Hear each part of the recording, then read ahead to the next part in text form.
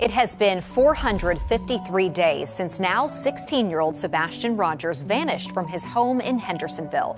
His disappearance sparked national headlines, but now his father says the case is losing momentum. With National Missing Children's Day coming up on Sunday, he is raising his voice and demanding urgency. News 2's Caitlin.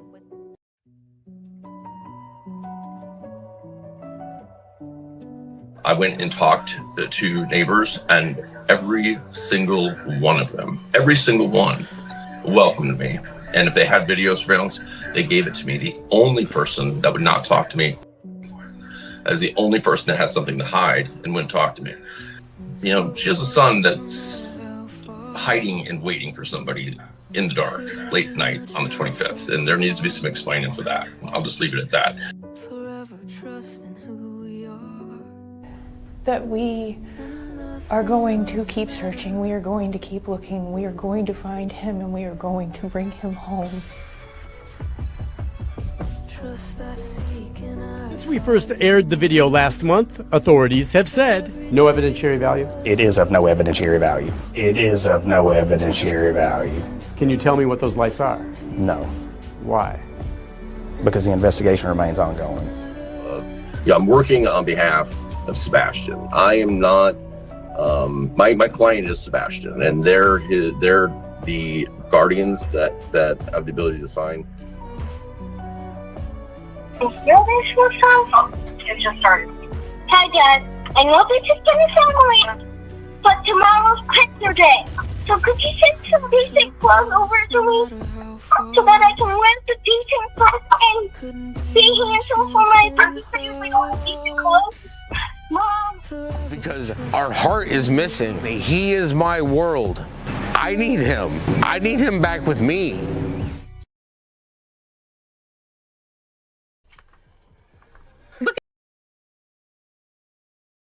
On right now, that is not something that I believe we're privy to at this point with law enforcement. I believe we're privy to. I need you to change your words. I need you to change your words. Y'all didn't do shit. Didn't do shit. Shit. I need you to change your words. I need you to change your words. I believe we're privy to. My truck doesn't need to be in anybody's conversations about where it was, when it was, and how it was. Didn't do shit. Shit. I need you to change your words. I believe we're privy to. I believe we're privy to. My truck doesn't need to be in anybody's conversation about where it was, when it was, and how it was. We're privy to.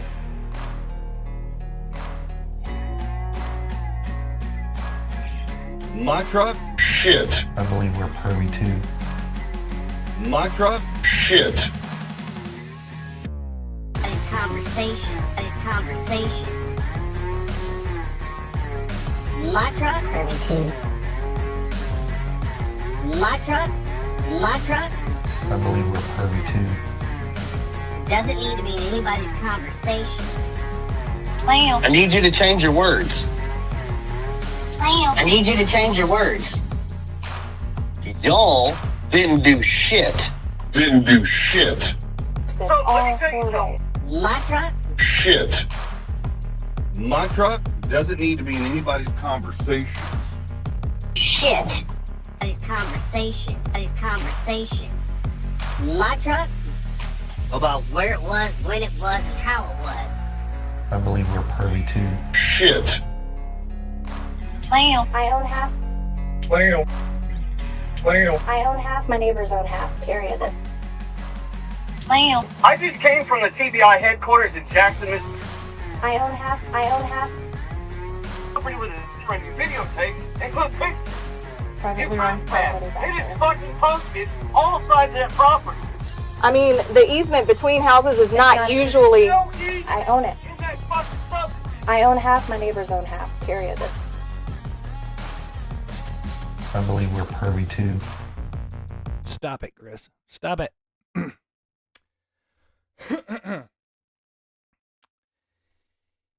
Yeah, Misty, 100% agree. And remember, their excuse was because his face was full of food, but yet she took two pictures. One where his face was not down in a face full of food, uh, and then she took like a hidden picture, which was creepy.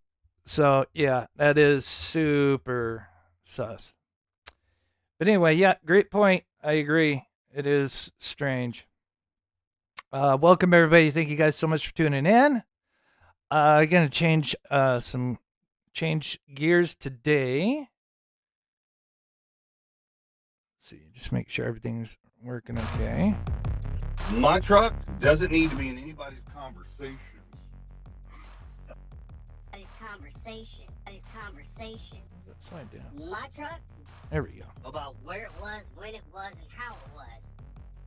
Hope all the mothers out there had a wonderful Mother's Day. It's been I've been live since Saturday. I believe we're pervy too. All right. So today will be kind of a two-part show. Welcome, Reba. So yeah, two-part show. First, we'll kind of talk about a little bit of the backstory, a little bit. The CPS reports, because I think there's a little bit of connection, in my opinion, and I think there's others that have kind of built on this, between the CPS and, because we believe there's 5 reports, a few from, 2 from one state, 3 from Tennessee. If I'm, correct me if I'm wrong, I think that's what it is. And it's kind of funny. Fish Sticks actually talks about it in this interview he did with Lore Lodge. I want to play that. And then Voices of Truth. What was it, January, February? What's May? It was like 3 months ago. It was the beginning of this year, I believe. Voices of Truth, they did a wonderful video where they kind of revealed that Katie's van had been seen all over, going west into California. And then all of a sudden she put like 20,000 miles on the van within like a short amount of time. And we'll look at that. And then they were spotted in a couple other different states. And there's one state in particular that keeps popping up, and that is Maryland. And even further, I've gotten an email from somebody who kind of pointed me in this direction, who's local out there, claims that they thought they had seen Katie out there, which is kind of interesting. Or was it Chris?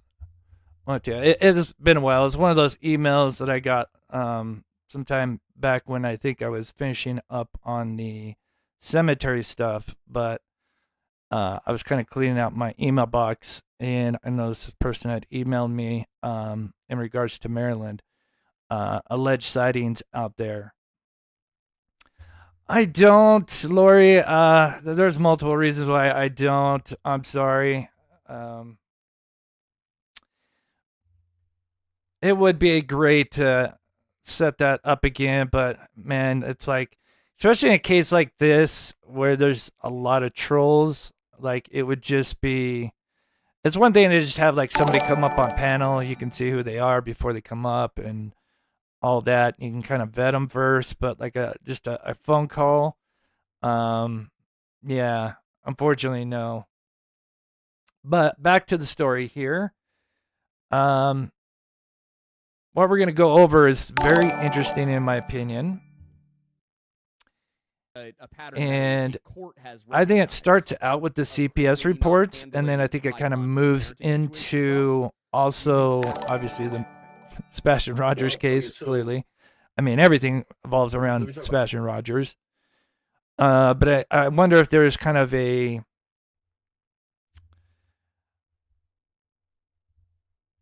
something that they're doing, that they're kind of, I think there's some people maybe hoping that he pops up around when he's 18, and I hope that is the case, like he's out there still alive somewhere. It's certainly plausible. But I think no matter whatever that outcome is, I do wonder, now that they did the 2-year anniversary, they did one interview, that's all they could, muster up. Last year they did at least like 2 or 3. Now it's just one and done.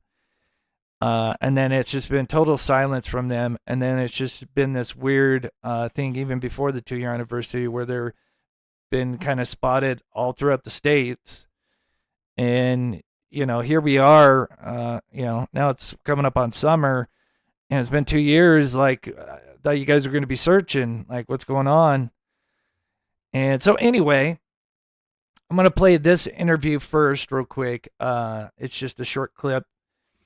And I think it's kind of funny because I think he kind of talks about, he's bringing up the CPS stuff. This is Lord Lodge with Aiden. And he's asking about the CPS reports and how Crispy was clearly being dodgy about how many CPS reports, especially in Tennessee. There's 3 of them, but he tries to say, no, it's just one. But anyway, let me play this real quick so I can get to chat for a second.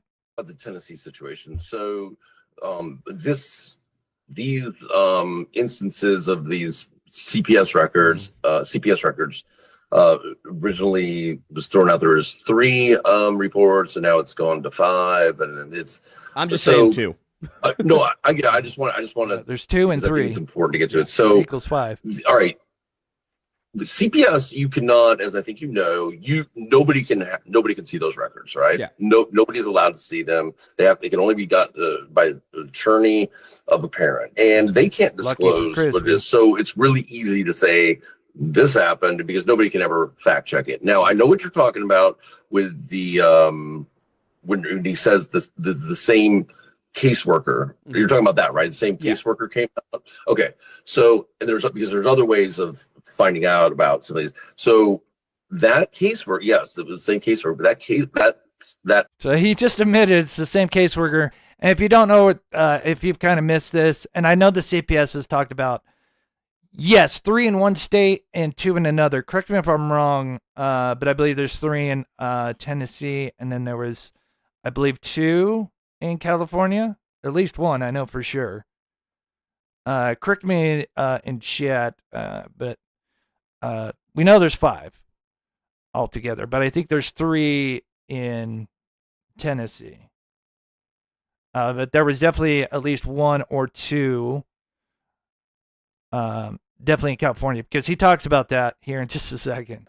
Was the first 5 instance altogether, had nothing to do with any punishment or anything. It had to do with they had moved 1 in New Mexico. Okay, so 1 in California, 1 in New Mexico, and then 3 on Sebastian, right? If that's correct. And there was a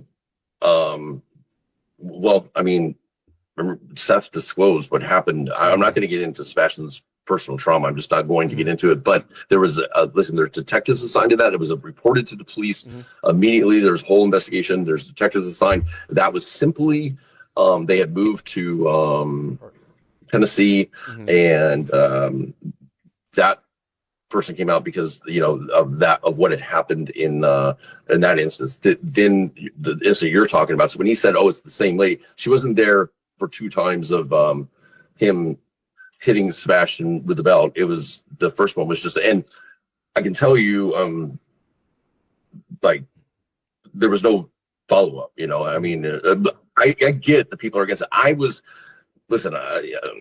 In my school, like they hit us with paddles, and corporal punishment is still used in school in Tennessee. I'm not saying it's right. I'm just saying it's not against the law. It's as long as there isn't a visible wound on the child after 2 hours after being hit, it's legal. I'm not saying it should be. I wouldn't hit my kids, but but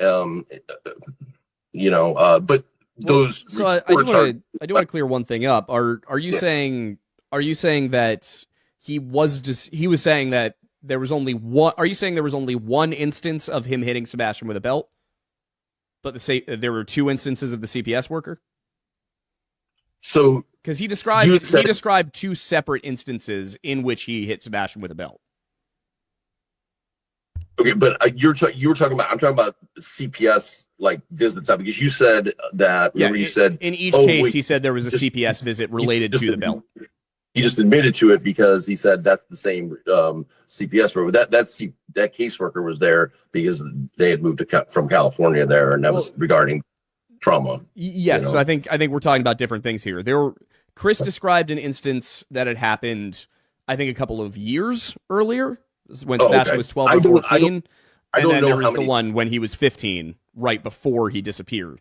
That was referenced. I don't know how many times. I'll just be honest. Okay. I don't know how many times he has hit Sebastian with the belt or scolded him, whatever you want to call it. I know, and I'm confident. Well, I shouldn't say I know. I'm confident, very confident that there's been no CPS cases like charged because the parents would know if they were right. They haven't been visited about multiple instances. So has he hit him? I don't know. I don't know. I know. Listen, I'm not trying to play tit for tat, but I think you probably saw the San Diego records too, right, with the neck and everything. So yes, but I mean there was no. Seth denies that happened. Chris admitted he hit Sebastian with the belt. There's photos of it though. Well, anyway, I only bring that up because the connection of California and the CPS reports, but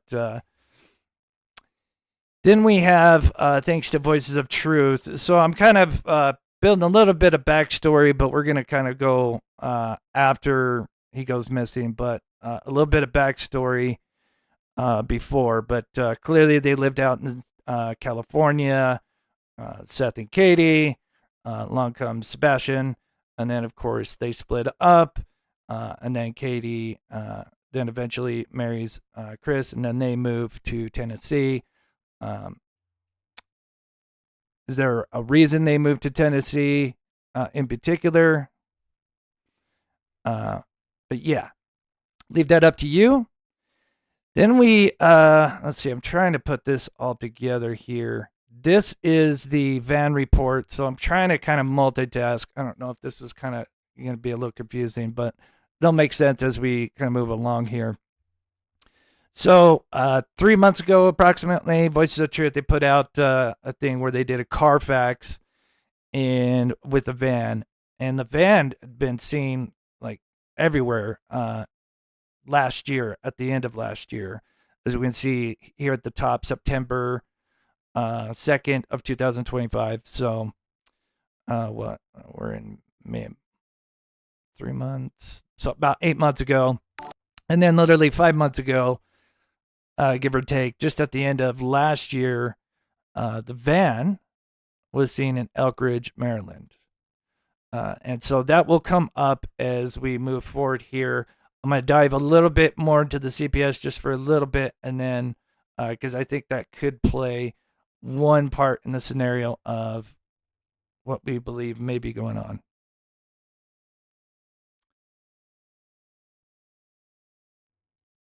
I see Benjamin's. Yeah. Yeah, we don't have to listen. I think that's the only one I have of him for right now.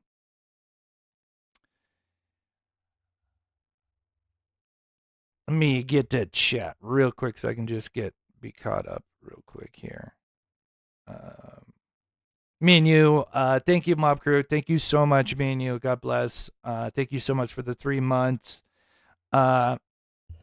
Shadrick says, thank you for all your hard work. Thank you so much. Again, I wouldn't be able to do this without you guys. Kai, I'm sorry. Just my dyslexia. Let's go. Great job as always, Chris. You are appreciated. Thank you so much. Gonna try to change it up a little bit. It's gonna be a 2-part live because I also have interview with Crabtree. Now, I always try to just stay in my lane and not get worked up about what other people do because, I mean, there's so many content creators and they're all, and I always just try to, you guys know me, I usually just focus on the videos and kind of work theories off that. But he had an interview. Sorry, got an itch. I want to say about 3 months ago, if I recall. I'll have to look at the date. Somewhere, I think, at the beginning of this year, somewhere around like February, March, on a certain channel. We'll get cross that bridge. And the reason I want to show that is because he talks about that neighbor again.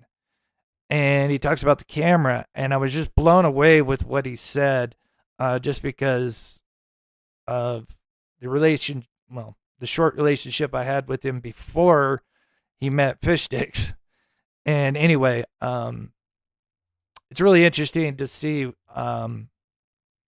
just how much has switched. And then there's some things that he has done since then that I find very interesting, along with the timing of everything that we're going to come full circle. So bear with me. But we're going to focus on CPS for just a little bit.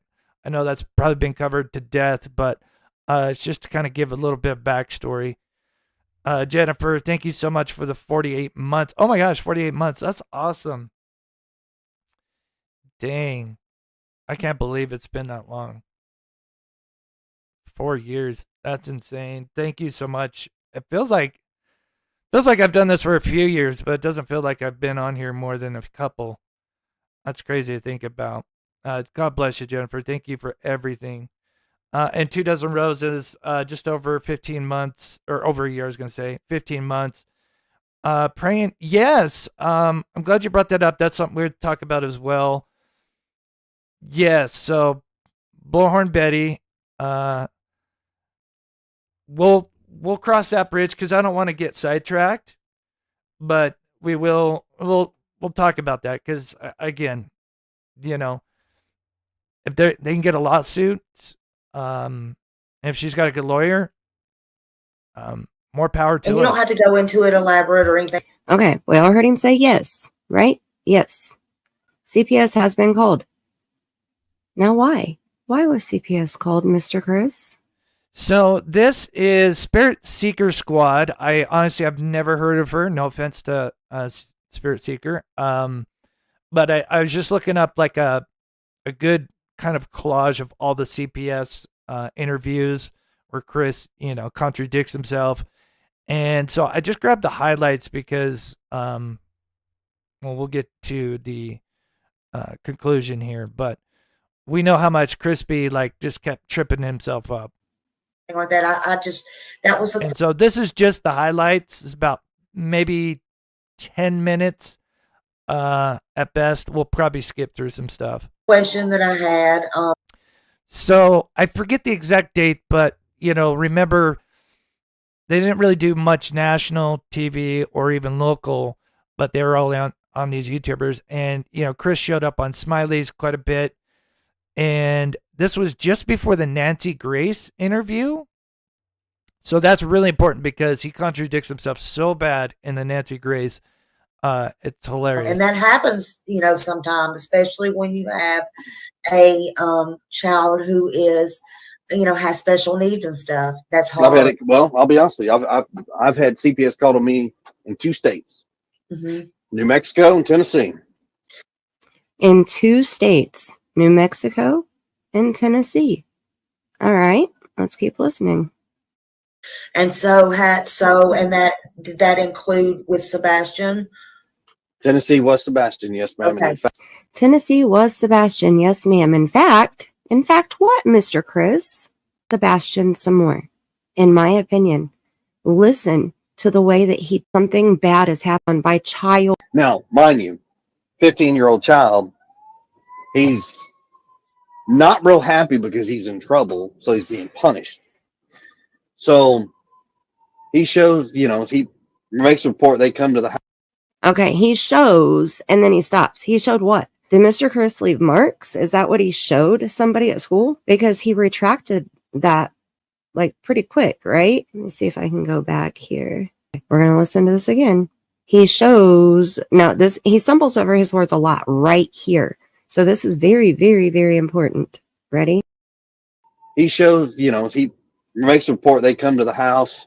He shows, so they make a report and they come to the house. Yeah, it's interesting. I never thought about that. It gets better. And late. Now, he's describing an incident where allegedly he was punished at home and then at school I'm assuming the next day, he goes in and speaks to the teacher and describes what was going on. And then that's when the CPS report lady who comes to the house is the same lady we've had she's had a case. And then, oops, he starts rambling on, and he says, yeah, she'd been there before, and then he starts cutting himself off because he knows, like, he just slipped up. Because remember, it's only supposed to be one report in Tennessee on him, but this is the same lady that showed up for what? Before. It's the same lady what, Mr. Chris? I'm Busted. sorry. Let's go back again, please. It's the same lady that's been at your house before? What? Lady who comes to the house is the same lady we've had she's had a case before. I It's the agree, same Barbie. lady we've Yeah. had she's had a case before. He started stuttering there, huh?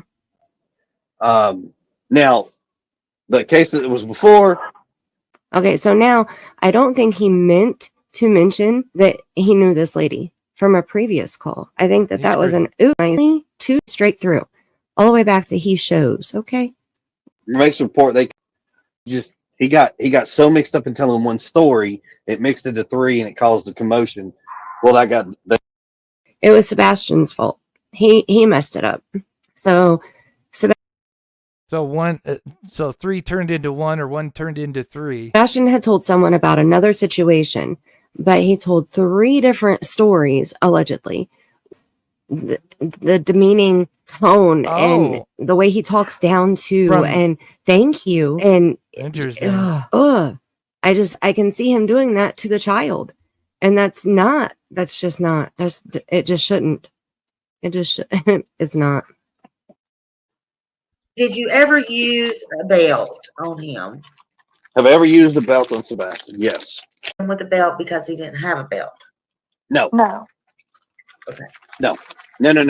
So the question about hitting him on the outside of his clothes on his butt with a belt, that was something that he got in trouble for because he lied to us and he got one lick.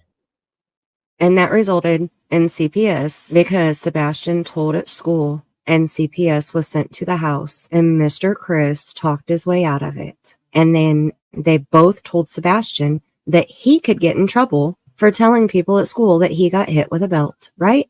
Now, this was a 3-hour interview that Smiley did.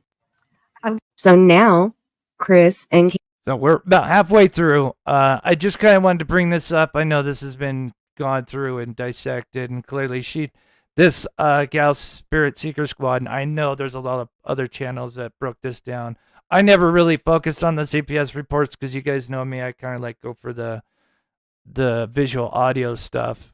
Katie are on Nancy Grace, and this is 5 days after they were on Smiley's panel. Got a question for you. Yes, I want to find out about Mr. Proudfoot hitting Sebastian with a belt. What happened? That was actually several years ago, and it To was Mr. Proudfoot. To Mr. Proudfoot. To Mr. Proudfoot. I love Nancy. Mr. Proudfoot, what happened? Oh, I'm sorry. I misunderstood. I thought you were asking Katie. Sebastian had gotten in trouble. He got caught. Okay, I'm going to go full screen. I got to turn up my AC. It is like all of a sudden, it went from like nice springtime here in Utah, like until like I think yesterday, the day before, and now it's like we were like nice 60s, and then all of a sudden we jumped up 20, 30 degrees. So I got to kick on my AC real quick. So I'm going to go full screen. I will be right back. 2 seconds. Line. And I had asked him, I said, hey, you got to have a punishment for this. He says, yes, sir. And I said, okay. So I gave him a swat with a belt on his buttocks on the outside of his clothes. One swat. Now, I think that this was the last interview that Chris and Katie did. And before this, they had done a few. I think that somebody had given them the advice to shorten up their answers, not elaborate on everything, not give so much detail. So when they get on here with Nancy, I think she has them intimidated a little bit. And that's why they're both sitting there looking like they're sedated or some shit. And it's yes, ma'am, no, ma'am. And she has to like pry answers out of them to get more than yes, ma'am, no, ma'am out of them. What did he lie about? I mean, they look like convicts. I honestly don't remember at the time, but it was probably something dealing with school because that's majority where his issues lie.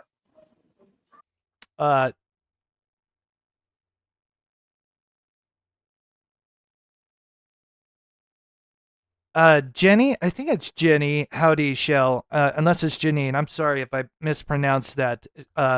Shell, thank you so much. God bless you. That is so awesome. Really helps me out. Please show Shell some love and the support. I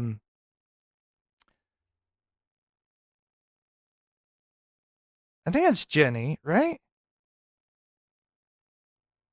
Yeah, I'm pretty sure it's Jenny. Sorry, it's a little small, especially when I'm like pulling it up. But thank you so much.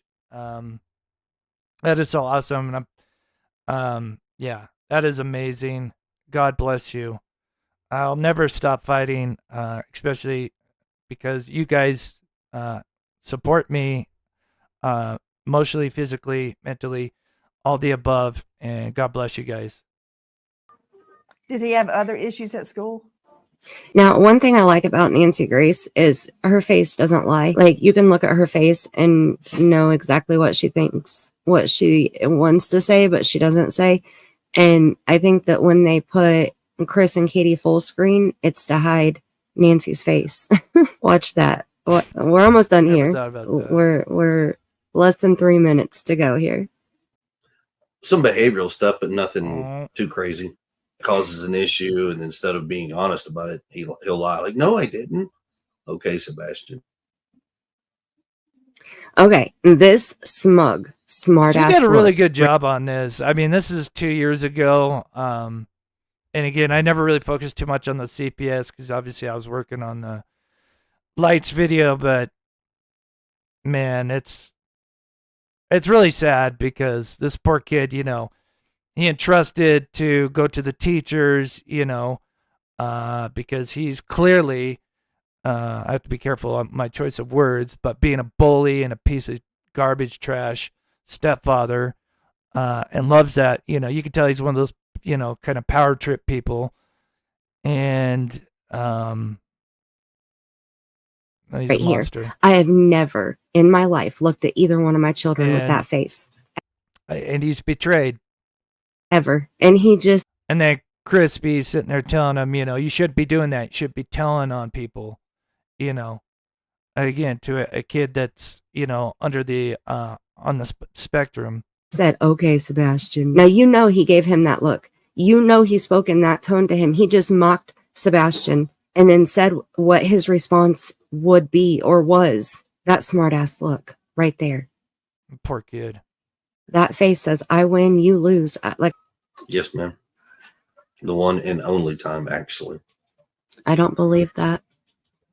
When was this? So we're almost done with the CPS. We'll move years to ago, the moving part and the recent sightings. So bear with me. It's about 3 more minutes left in this. I don't believe that either. Any idea how many? 3, 10, 1? It probably at least 3 years ago. I don't understand. So he says 3 years ago, and then if I correct me if I'm wrong, but there's one where he's quoted as saying like, "Oh, it just happened not too long ago or 1 year ago." Correct me in chat. I forget. But this is where he, you know, he was caught, you know, saying, "Oh, it was multiple years ago," and then in another interview he said it, you know, it was more recent. How that turned into a CPS or Child Protective Services complaint. How were they alerted that you hit him with a belt? That did not turn into a CPS service call. Didn't he just tell us on Smiley's panel 5 days earlier a whole different story? So he's a liar. So he just lied to Nancy Grace. And you can see that look on her face right there. She's saying, excuse me? You think that her team didn't do their research? You think that she didn't already hear that clip? The clip that we just watched in this 9-minute video? You think she didn't already hear that? I'd say busted. That look right there. Busted. Liar, in my opinion. Mexico with my ex-wife and myself. Then how does that turn into a CPS complaint against you? I have no idea, ma'am. So he's going to blame it on rumors, not words that he's And you're also telling me that did not make it to CPS? No, ma'am, that did not. That did not make it to CPS? No, ma'am, that did not. Because he shows something at school and the CPS worker came to the house again. That wasn't her first time at your house. And she told you that she knew what had happened. And you guys, you and the CPS worker allegedly made Sebastian feel like he couldn't reach out for help anywhere. Sebastian has reached out for help, and he was made to feel foolish and threatened that he would get in trouble for reaching out for help. So how many other times has CPS been to the Proudfoot home? Chris, when you went on. Okay. So switching gears, just to kind of bring a little backstory, but yeah, let's see. Let me just read chat here. Yes, Chris. Yes. Oh, that's right. Yeah, he said, yeah, when he was 15, and then he said, that's right. That's how it was. That's right. Thank you, guys. Because yeah, it's tough. Now we're over 2 years, and clearly that first year there was, especially in those first few months, a lot of interviews, and of course with them, going all over YouTube, and Chris constantly contradicting himself, because that's what happens when you're lying.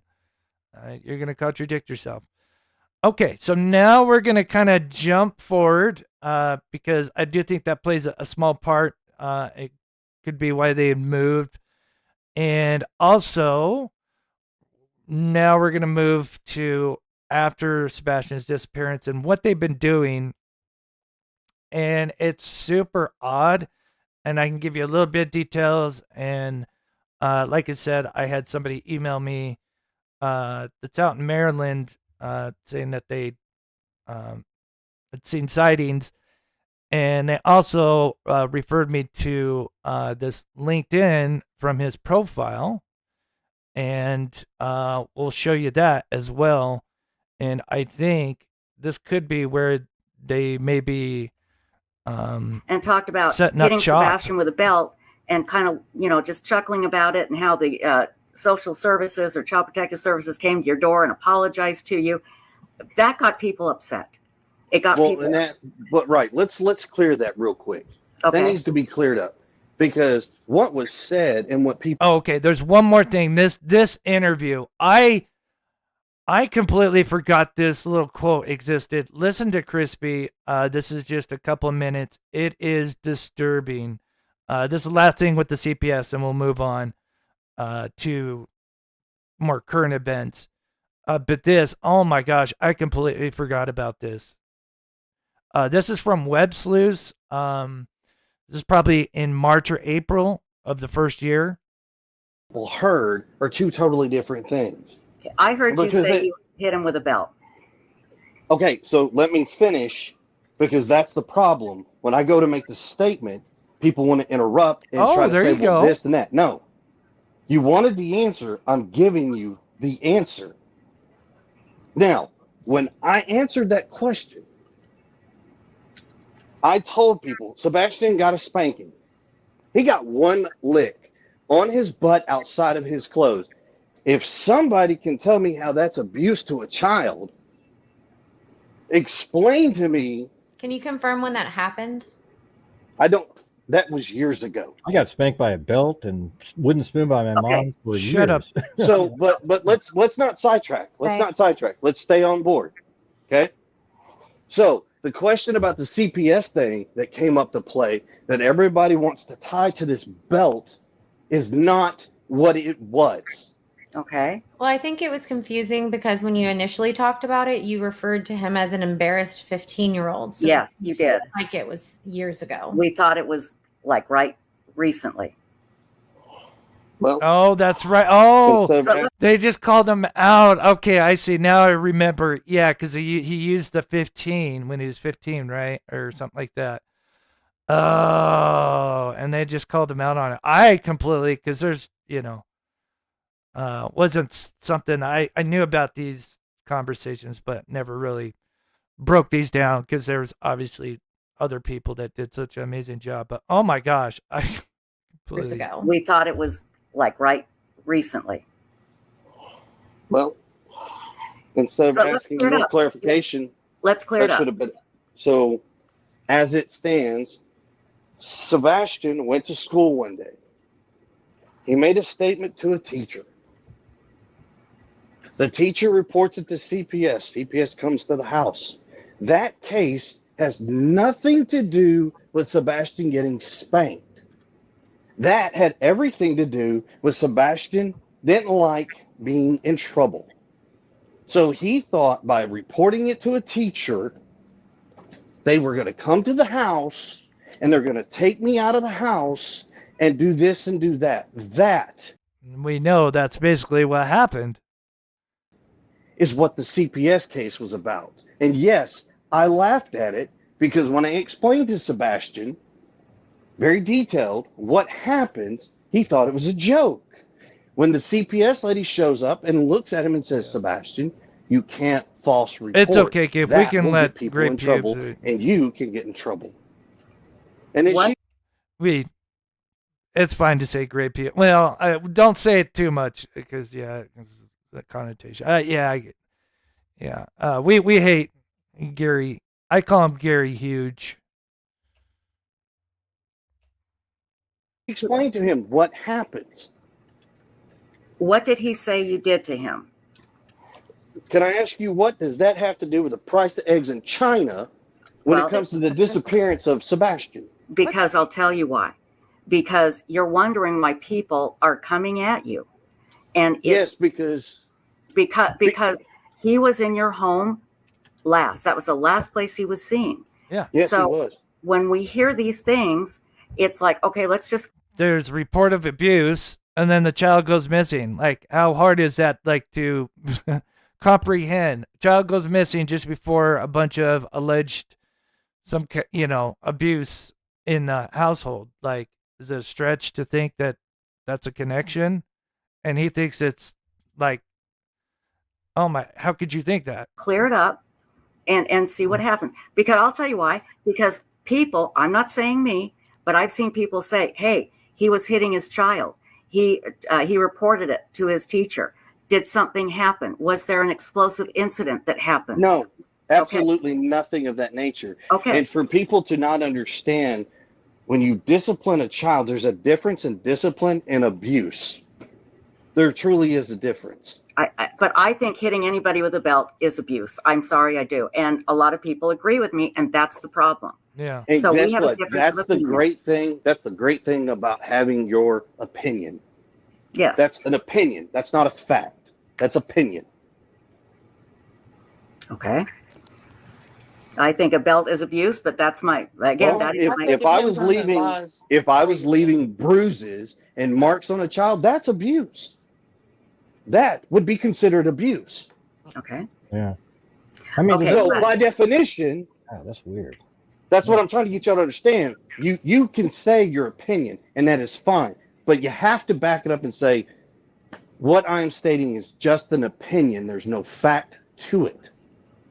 When you don't say that, you leave it open to interpretation for a lot of people to take it and run with it. That was a lot of the problems with this. And there will be people. I can get people. Because you're not honest and you're not telling the truth. It's just like the calling the kettle black. People from CPS that will say hitting a child with a belt is an abuse. But here's the thing. You're right. That doesn't have anything to do necessarily with Sebastian and his disappearance. But what it does is it creates a narrative in people's minds that we need to clear up and change, Chris. We need to clear it up and change it. Okay? So let's do that. So we just did. Okay. If now you did go on Nancy Grace and say that CPS has never been called. And No, a lot that's not. No. Nope. Okay, that's what I heard. What did you say on that? She asked the question about a situation, and she asked me if I had ever had CPS called on me, I believe is what the question was. I'm going to tell you right now, I don't exactly know what the question was, without hearing it again. So I'm Okay. not going to answer you with something without having it in front of you. Okay, that's fair. That's very fair. Very fair. And so let's move on. Okay, so nothing came of that from you hitting him with a belt. Has there ever been any, and people are going to ask, has there ever been any violence in your home as far as Sebastian is concerned? No. Okay. A pattern that a court has recognized of Chris maybe not handling high conflict parenting situations well. Do you think that could have played into anything? Well, okay, so. And one last thing, and this is just a short highlight, and then we're going to move on to the meat and potatoes here. Let me talk about the Tennessee situation. So these instances of these CPS records, originally was thrown out there as 3 reports, and now it's gone to 5, and it's. I'm just saying 2. No, I just want to, because I think it's important to get to it. So, all right. With CPS, you cannot, as I think nobody can see those records, right? Yeah. Nobody's allowed to see them. They can only be got by the attorney of a parent, and they can't disclose what it is. So it's really easy to say this happened because nobody can ever fact check it. Now I know what you're talking about with the New Mexico when he says the same caseworker. You're talking about that, right? The same caseworker came out. Okay. Yeah. So, and there's other ways of finding out about some of these. So that caseworker, yes, it was the same caseworker, but that was the first instance, had nothing to do with any punishment or anything. It had to do with they had moved to Tennessee, and there was a Seth disclosed what happened. I'm not going to get into Sebastian's personal trauma. I'm just not going. So I find that interesting. Why is he mentioning they moved to Tennessee after talking about a CPS report, and then he kind of shifts it over to Seth? I don't know. That's so sus to me. But I just kind of want to bring those up.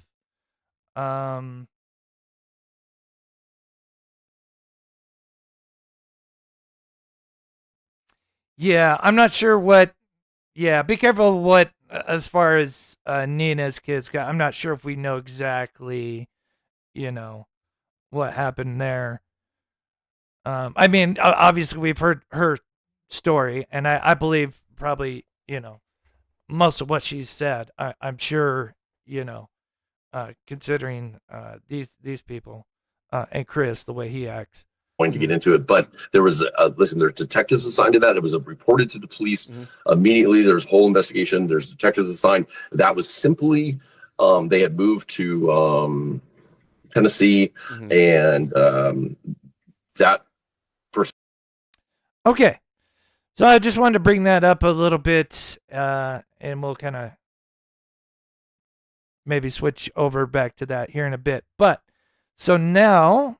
Obviously, and I know that's been talked about, but let's talk about where have they been? What's going on? So we have this up bureau, and then we have thanks to Voices of Truth, who did an amazing job pulling the Carfax record. They did a video before that where they didn't actually show that it was from Carfax, but because some idiots claim that they're using fake websites to just pull up random numbers and populate a bunch of stuff that's done to the vehicle. Sounds ridiculous. So then they came out with a follow-up video showing that this is from a Carfax. And this is literally what PIs use, And so what's interesting is, as we were talking about before, this van was seen driving all over the place. And more importantly, it was recently seen in Maryland. Sorry, my eyes are getting sweaty. And take a look at this. So here is his LinkedIn. Now we know he did the tower crane thing. Don't know if he's doing that anymore, but look what we have up here. University of Maryland. May need to check to see if my AC is working real quick here. Give me 1 second, guys. I'm going to leave that up for 2 seconds. Give me 1 second.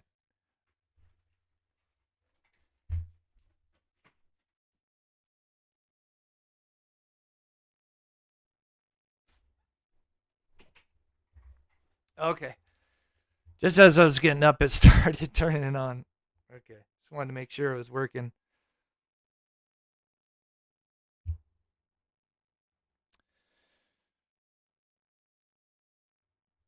So, here we are. Let me go back to this. Yeah, that's interesting you mentioned that. I've thought about maybe when we go to release everything, if I send that stuff to him as well, that maybe he could do a show and also bring his audience. I think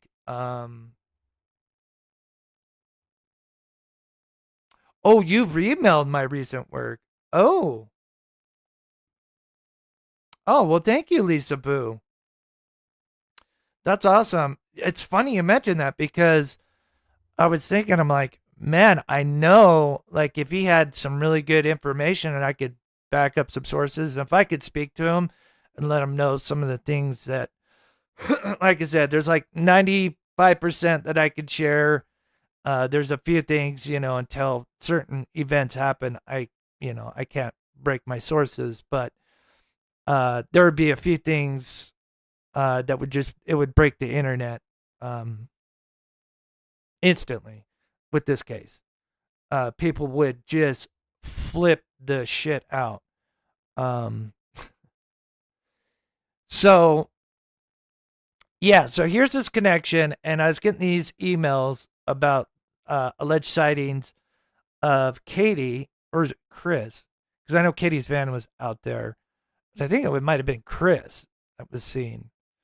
So it might have been Chris using the van. I'm not sure. Or he had his own vehicle. I'm not sure. But they thought they had seen the van and or Chris out there.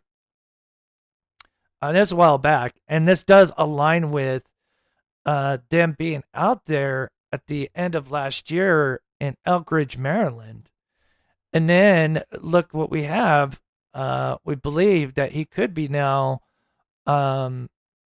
taking courses or doing some kind of business management, right? Because it would only kind of make sense for him to maybe, if the tower crane thing, he's kind of well known. I mean, I guess he could just, again, move to another state and start that up somewhere else.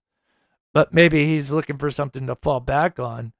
But here is, do we know, does anybody in chat know, has this ever been shown before as far as the University of Maryland? Because right now, I believe it says it's current. Correct me if I'm wrong, if anybody's seen this.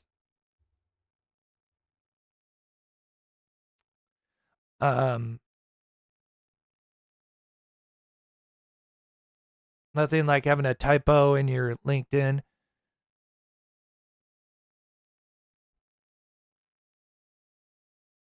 Oh, is there? Oh, the associate's degree? Is that what you're talking about? The associate's degree right here? Or the mobile crane? Sorry, you're going to get me distracted, KB. But yeah, so hopefully you guys are following me here. So obviously, I get word because I have some locals, and there hasn't been much activity allegedly at the house. And here is where Elk Ridge, which we know the van was at, and they had put a lot of miles on it. And if you guys forget, I'll show you guys the mileage. But here is Elk Ridge here. And so not too far from Baltimore, Ellicott City, Catonsville,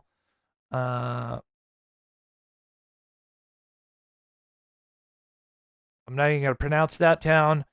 Lithicum Heights. So anyway, they were somewhere out here. And if we look how far away the university is at, the mobile crane. Okay, that's what you guys are talking about. But look how far, or not far, from this, where they went to, where they got serviced somewhere, the van.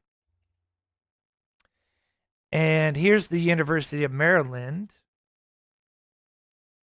Let's see.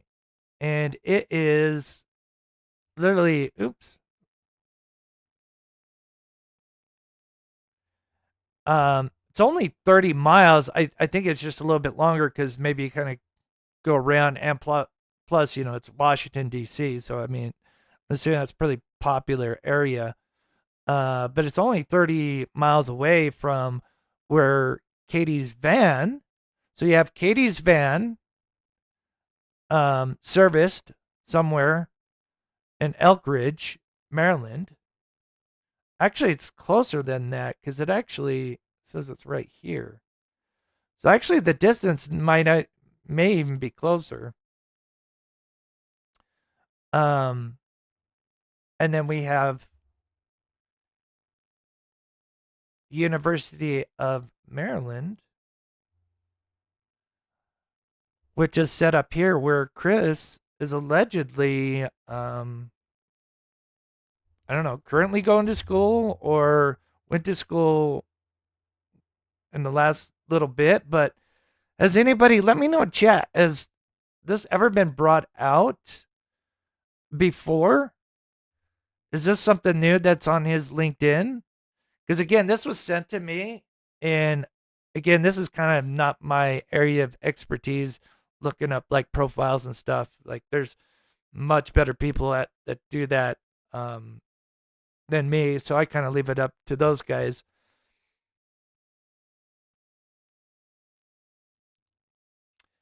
How is it possible to find out that mileage? So if you know the license plate or VIN, and obviously, it wasn't hard to get, the van because there's tons of pictures and drive-bys. And then you go with the license plate, and then you just kind of work that backwards where you can run a Carfax report or some other ways. There's multiple ways to do it.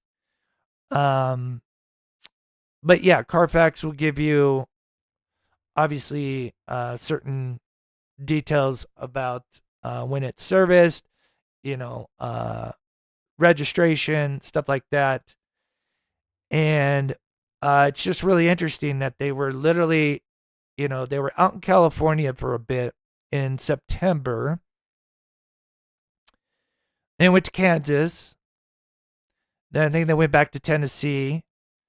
I think they hit up Virginia, or West Virginia, one of those two. And then more recently, and when I say recently, we're talking like December, and I've heard some murmurs about at the beginning of this year, I should say, and they claim they've seen him out in this area. And so I've kind of kept that in the back of my mind because I get a lot of emails, and you never know, I get a lot of possible sightings. And so I didn't take too much stock of it. I, kind of kept a note of it. And then now, it was one thing to see like the van show up in Maryland as if maybe because Kitty's mother, Frances, she's down in Virginia, right? South of there. But now we have the Maryland thing with the van, and then Crispy, which again, I don't know when this was updated on his LinkedIn. And but that is something new to me because we knew he was in the Navy, then tower crane operator, but when was he getting his associate's degree, right? So to me, are they out there maybe trying to start up a new life in Maryland or around in that area? So I'm going to leave that up and I'm going to see if I can answer a few questions and then we'll move on to part 2 and it'll show a little bit more of the mileage of the van.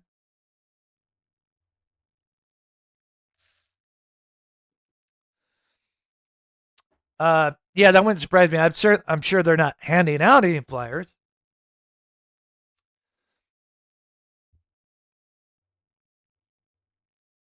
As far as we know, she still does. We believe that she's using that van privately. That would kind of only make sense as to why she had all that mileage. Or well, I don't know if that's because they could be hauling stuff, right? Using that van to haul stuff. But you know, according to I think is that her LinkedIn? Correct me if I'm wrong, voices, that she is still allegedly a private installer for Brinks. But, you know, we have that sighting of Crispy in March where he's using that vehicle, remember, in that we've never seen as Nissan Altima, March of this year. And he's driving a vehicle we've never seen before, a black Nissan Altima, or a dark Nissan Altima, and it had temporary tags on it as if it had been recently bought. And so I wonder, you know, are they slowly migrating? And also to further implicate that, you know, have they moved partially to another state? Is the RV hasn't been seen, I forget how long. Sometimes, you know, it's just, I don't ask anybody to drive through. It's just sometimes I have locals live close by and they just take a detour. And I forget the last time the camper was physically seen at the home. So I do wonder.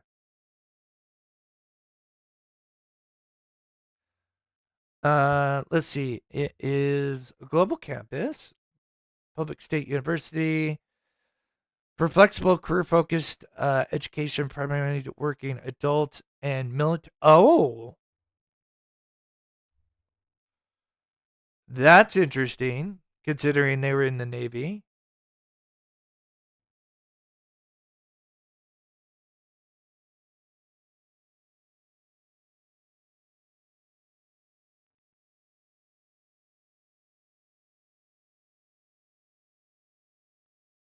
Oh, I meant to. I'm sorry. I meant to shout out Cajun Juju.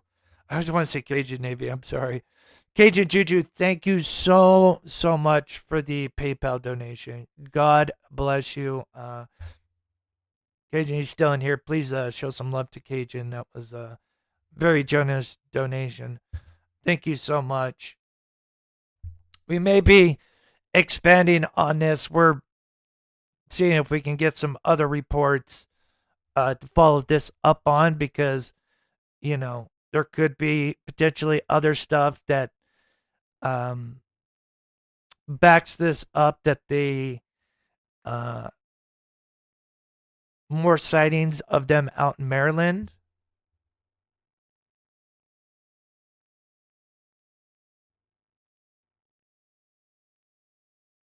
Yeah, I would think that would be the case, because again, if they were working for them, I think we've kind of discussed this before, and I think Voices of Truth probably answer this better than me, but if you're working like commercially for them and not private, I think you have to like work in that state and in that area.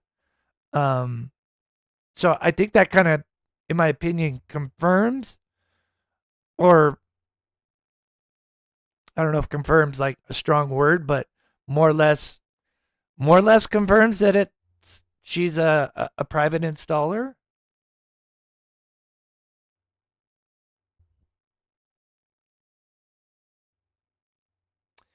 Yeah, that's interesting. She did say that, obviously, back in the Nancy Grace interview.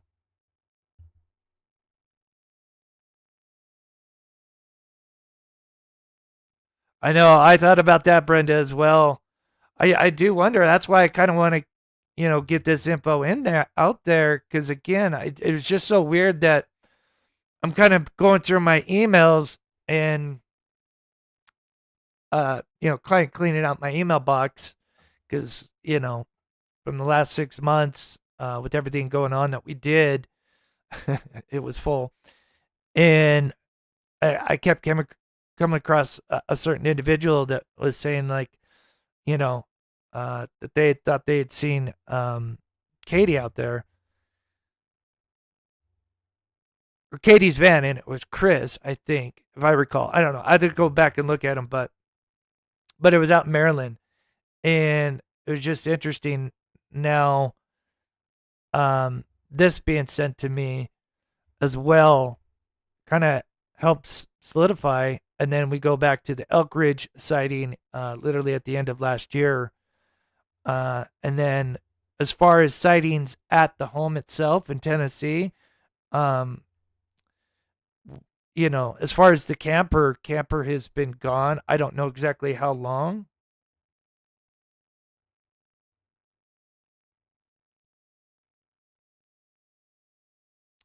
Yeah. Well, imagine Lisa Boo in that scenario. Remember, they're supposed to be, any mother, obviously in chat, would be like, they'd be waiting for their child to come back, right? They would never leave anything. Yeah.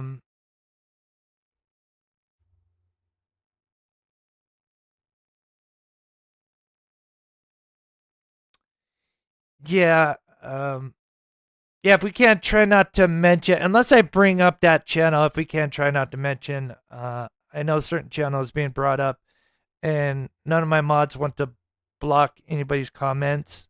Yeah. He kind of, True Crime Whip, he kind of went his way, I went my way. No hard feelings. It just, again, because I don't want to get in his personal stuff. Like, there was just a lot going on at a certain time where we just kind of just drifted apart. And there's, again, because, again, yeah. It's just one of those things that, it was, I learned so much from Steve. And, as much I'd love to have him on, it just, sometimes you just kind of grow apart, and, things are happening in people's lives that, kind of conflict with everything else going on with work and everything, that it just, yeah. So, anyway, moving on.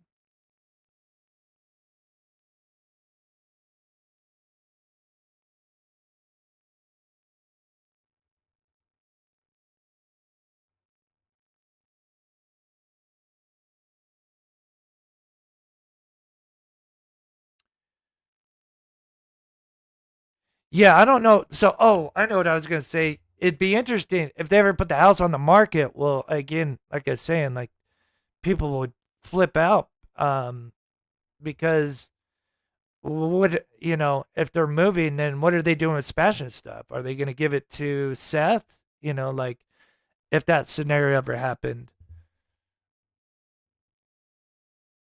But I think it's, the reason why I'm kind of bringing this out is because I know we have viewers all over the place. And, I think what me and you just said, that, you're not too far from there. And, maybe if you're in that area, keep a lookout. I'm not saying to ever, if you find them, stalk them or anything, but, stay vigilant, keep your eyes out. What, that's not hurting anybody, not encouraging any stalking or anything like that. Just, if it is true, I mean, there is clearly evidence to support that they've been out there. But if there's more evidence to suggest that they've been out there for a while, what the hell are they doing out there? Like, again, we're kind of at the tail end of spring, like you would think they'd be setting up a search. You know, when's that big search going to happen that they're never going to stop searching? The flyers. Where's that?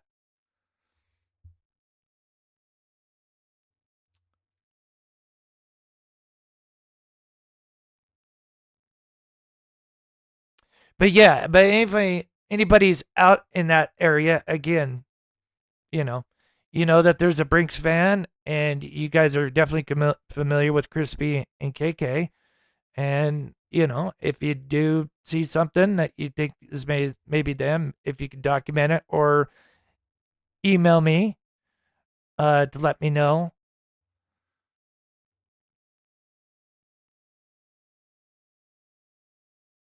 Looking up Stafford, that means the Yeah. gazebo is on the bottom right.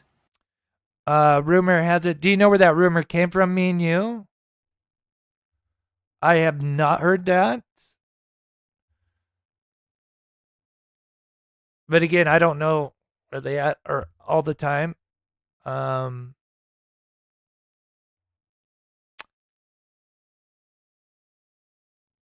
Yeah, and yeah, she lives not far. Virginia is just south of there.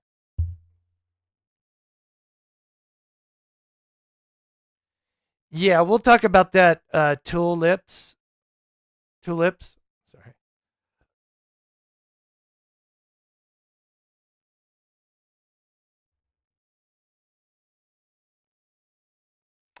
And that's the whole thing, is if they slowly. Oh, okay. If you want to email me, or if there's something that you don't want to break your source or whatever, but the Maryland thing, I mean, there's some stuff there, for sure. Yeah, exactly, Joel. That's the whole thing, is like, I kind of think, in my opinion, if this is kind of leaning to where it sounds like it may be leaning, I think they're kind of slowly getting away from the spotlight, as they've always wanted to. Set up somewhere in like a, because the RV's gone, so clearly the RV's got to be, I'd assume, at some RV park. And if it's at an RV park, I'm sure that's got to cost a lot of money. So I would think they're probably staying at an RV park. So where is that? Is that in Virginia, Maryland? Is it somewhere out on the East Coast somewhere? And if that's the case, then what the fuck are they doing out there? Pardon my language. Like, Sebastian's went missing in Henderson. Like, why? Imagine, like, the internet finding out, like, that they've just completely abandoned Sebastian.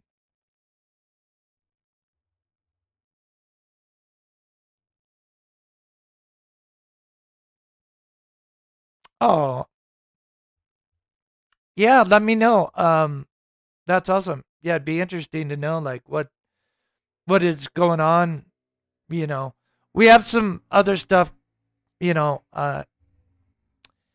the cooker, and wait to see what comes back.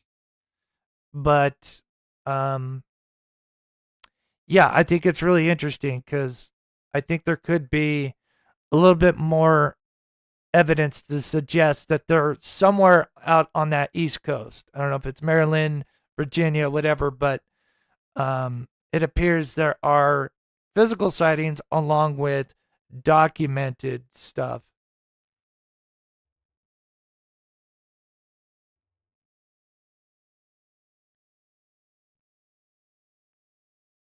Yeah, if you want to email me and you, and I'll take a look at it.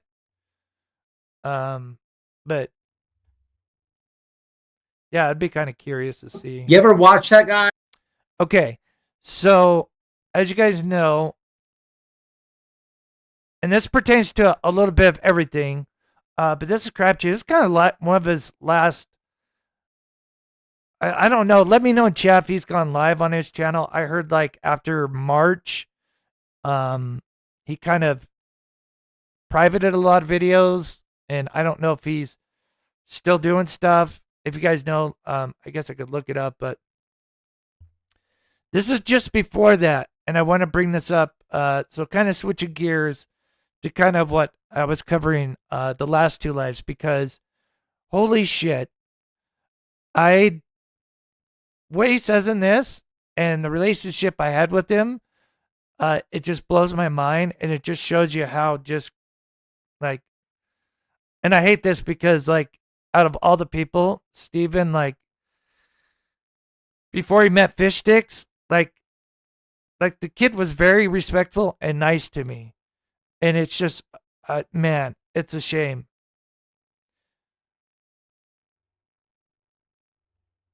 So Shadow, not to get sidetracked, there's only so much we can do with the cemetery.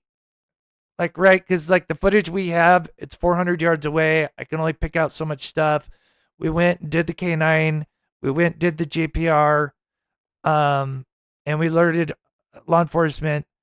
I mean, I can only take it so far with the footage I have. Like, so it's kind of like, it's there. Like there's shit going on. We've documented that. I just don't know how much further I could take it. We think they were staged out there, and I've kind of gone over that in the last couple live, Shadow. I don't know if you saw that, but like, again, there's only so much you can, take that just because of how far away it is. All right, but so listen to this. This is nuts. Crabtree, every time he plays his light video, I want to make a parody. I bought this little pointer finger to make a parody for him. Every time he plays the video, he's like, look right there. There goes Katie and Chris over there. Over here, you can see that he like finds something new. It's funny because I don't ever mention Chris. I do mention Katie. Well, I say KK. I use, nicknames. I don't ever say Chris. But that's okay. In the video, every time he plays it, it's like, you want me to tell you a shocker? Go for it. So the light is a man taking it. Okay. So we know that Fish Sticks has doubled down on this garbage man thing scenario. And now we have and Crispy obviously quoted saying, yeah, we've, the guy admitted to it. And here's Crabtree also doubling down on this. But listen to this, and this is nuts. Because there's some things I'll talk about here in a minute. And of course I got my video playing just to josh them a little bit. A trash can to the road that usually takes it out that Oh, night. that's awesome, Marilyn. Yeah, see, that's what's great is I think we do have a lot of viewers from all over the states and over the world, really. And yeah, again, not asking anybody to go out and stalk anybody, but if you're out and about and if you're invested in this case, you know what Chris and Katie look like, and the van for sure. And if you see him, if you could document it, or at least say, hey, look, it looked like I thought I saw them here, or and we can look into it. Because just hypothetical, and then we'll get back into Crabtree. If public finds out that they did like move, and I'm not saying like move 100%, because I don't, because clearly the house is not up for sale. So I don't know how that's going to work. But if they're really just away from their actual home where Sebastian went missing like 80% of the time, and maybe there's other things that they're preparing for, allegedly, I think the internet would flip out.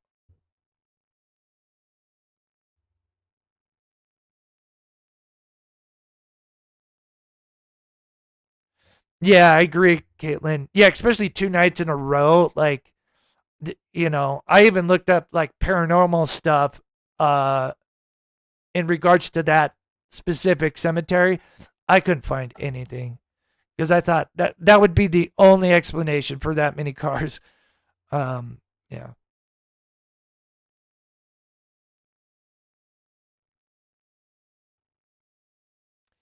Smoking up. It's really hard because there's so like it's DCFS here. Yeah, that's a nightmare, especially with my dyslexia. So yeah, I appreciate you correcting DC Child Services. Yeah, they have to make it a headache and have it through a bunch of different acronyms.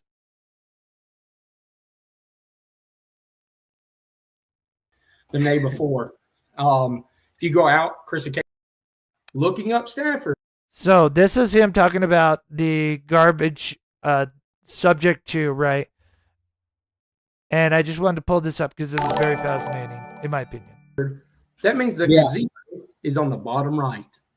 You ever watch that guy, Crabtree? Every time he plays his light video, I want to make a parody. I bought this little pointer finger to make a parody for him. Every time he plays the video, he's like, look right there. There goes Katie and Chris over there. Over here, you can see that he like finds something new in the video every time he plays it. It's like, you want me to tell you a shocker? Go for it. So the light is a man taking his trash can to the road that usually takes it out that night, the day before.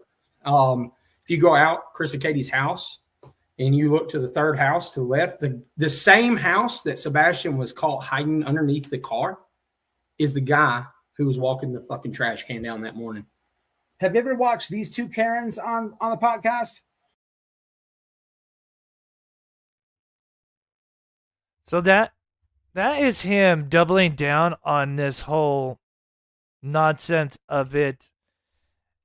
And it's only more recently that I learned that this is where Sebastian hid. And I think that's no coincidence that there was clearly some kind of relationship made from that incident where they must have felt comfortable enough to throw this guy under the bus. But this is what's hilarious.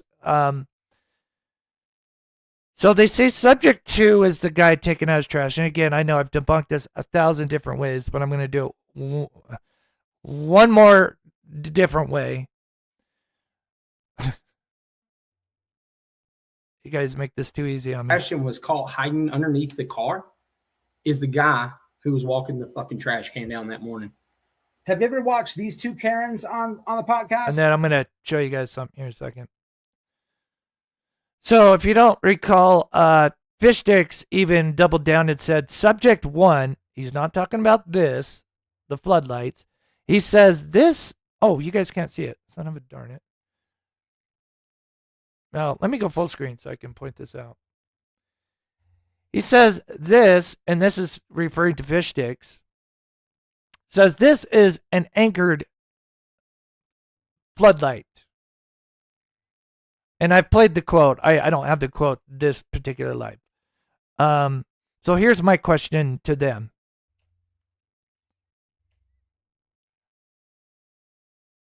So here's the guy taking out his trash can, right? So let's just take their scenario, right? Well, subject one moves off screen. So if subject two is the guy taking out his trash can, and subject one clearly moves, is not anchored down, where did subject one go? Right? Like, who is subject one? I find that interesting. They can never answer that. There's like three main things they can never answer. There's more, but the three main ones is they won't ever talk about subject one, which is clearly moving. Who's subject one? And I find it hilarious. Let's see if I put this in order. So here it is again. So here's the recreation of what he's saying. And I know I've debunked this, but here's just another way that I find hilarious. Because we see subject one move off before subject two, who subject two is who they claim is the guy taking out his trash can. So If that's happening over here, right? Because that's the end of the driveway right here. So let's just say this is subject to, but we know subject 1 moves further over. So if we take that into consideration, then that means subject 1 went into their front yard. You know what I mean? Which is hilarious. Again, this is where they, this is what happens when you lie and you're full of shit. And you're covering up for the Stinkfeet. And really, you're harming Sebastian Rogers' case. And it's just literally the level of disgustness, despicable. I just can't even find the words. It makes me so mad that they would do this to cover up for SF and for the Stinkfeet.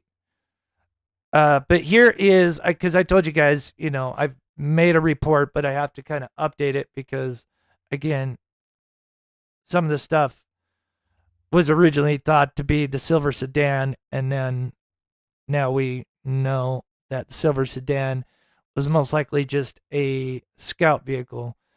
But again, anybody can replicate this using ChatGPT if you know how to, by some screenshots. And then the other thing I find interesting is they will never, ever talk about the vehicle. Ever. Like, ever. Why? Why can't they talk about the vehicle?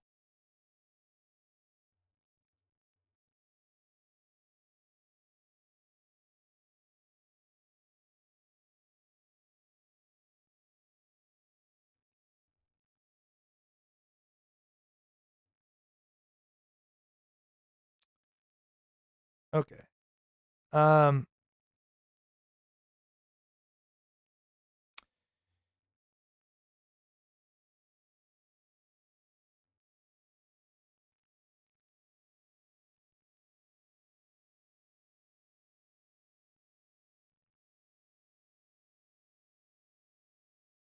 Okay, let's be careful with who we're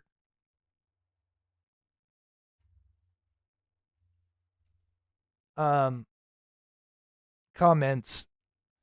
All I ask is just be careful not to mention any other channels, if you can. But yeah, not to get sidetracked, but the car.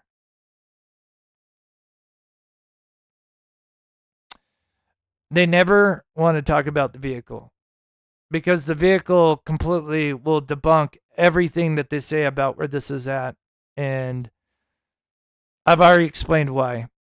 Because the car lights up the back of the truck that's in the parking, in their parking, driving, I can't talk, in their parking spot, and the truck clearly gets lit up from behind, which means the light source cannot be any further than either parallel to it or behind it. And they can't talk about that vehicle because that vehicle would put the camera angle further over to the right, which then would lead to what's directly behind the car, the gazebo. So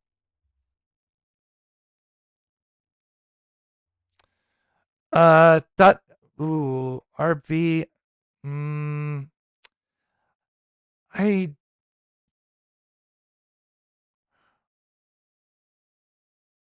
I don't know where the RV was. That's interesting. I don't. I mean because that's a big RV. To bring it into that, I don't know. That'd be a nightmare. Not to say it's not impossible, but that would be a nightmare. In my opinion, of course.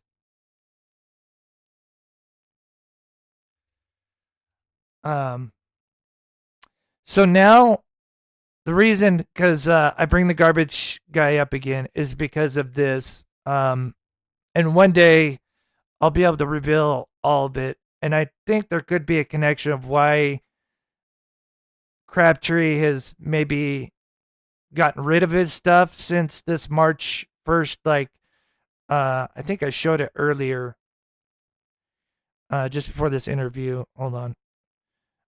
And this was right around the time where he kind of attacked me and said a bunch of lovely stuff. But this is March 1st, and I'm not going to read the whole thing, but of course he says he's kind of, I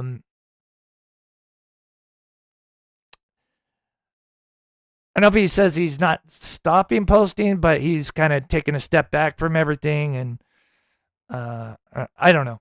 I don't want to speak for him, but I think it's funny because he mentions, SF as a mentor. Oh my God. Oh man, that's man. This, if you're claiming SF as your mentor, boy, man, you need to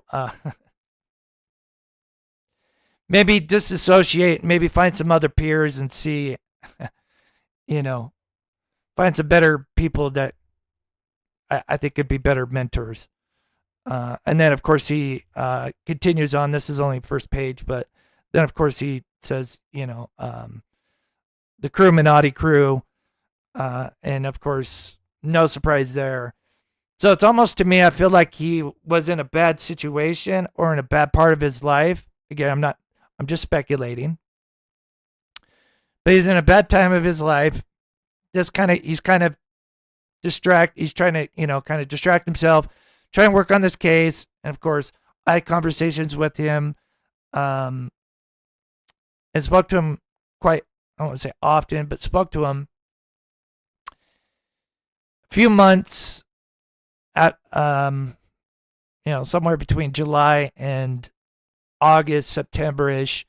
And then SF comes along, and then the literally last conversation was something like, SF is here, and I'm going to go meet him, and he allegedly has got some footage, and da-da-da-da-da, and then, yeah. And then there was one more text message like, SF thinks you're wrong, and you got to check him out. And then I'm like, oh, no. He's drinking the Kool-Aid, and he's lost. But I think these people probably took advantage of his situation, whatever that may be, and now is just too deep into it.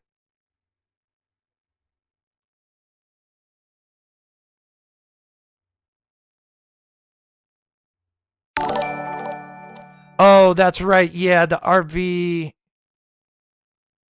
Yeah, so the RV was not. That's right, KB. Yeah.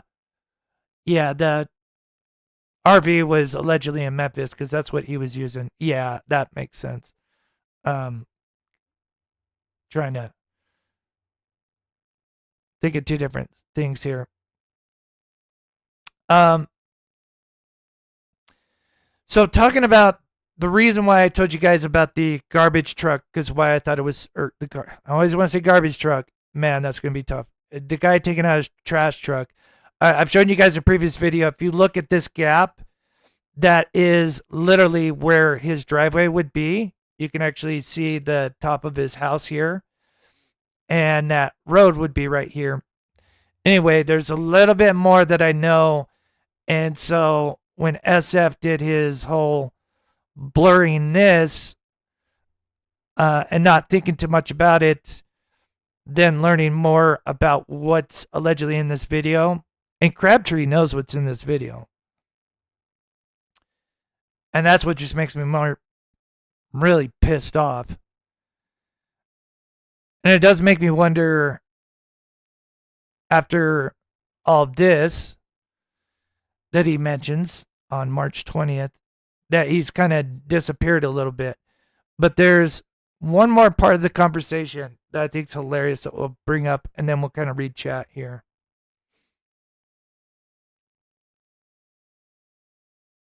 And thank you guys for the rubies. I don't know why I cannot see the rubies. I can't see some of them. That's weird. Some pop up.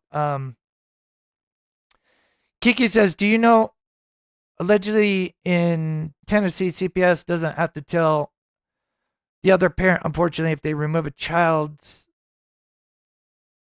from emergency or parent signs over. And CPS doesn't have to tell the other parent if they remove a child from an emergency. Yeah, I did not know that. I definitely, that is not my area expertise. So, yeah, CPS funny like that, or whatever different agencies. But yeah, wouldn't surprise me.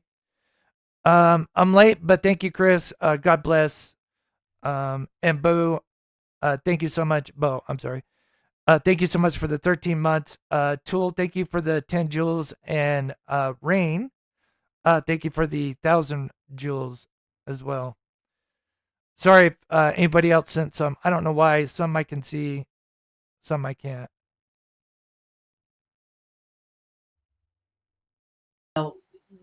The moron intelligence agency got posted. They got. How don't you know the house number? It's fucking. Oh, you looked it up. No, that's the camera from the side of the house, right? Uh-huh. That sees the gazebo. Got it. How in the hell is that camera seeing the gazebo when it's slammed parallel to the wall? And you can look the serial number. I mean, it'll tell you what the field of view is. Yeah.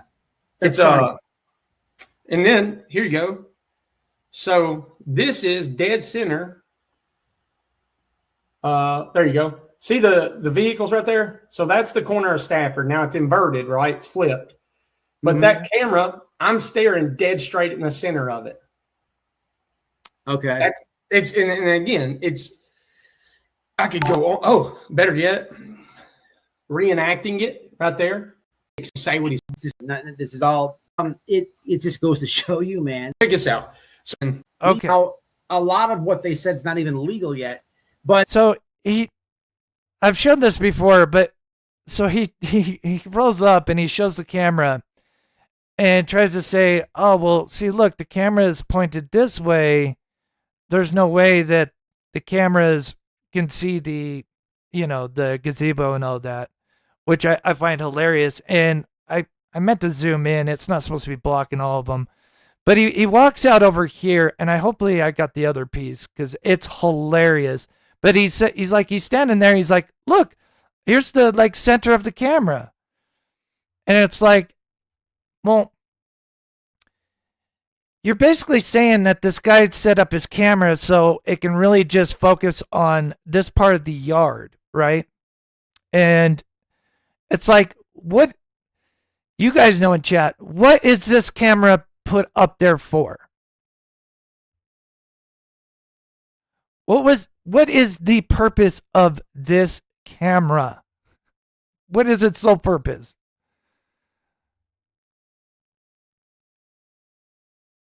Let's see, let me 39.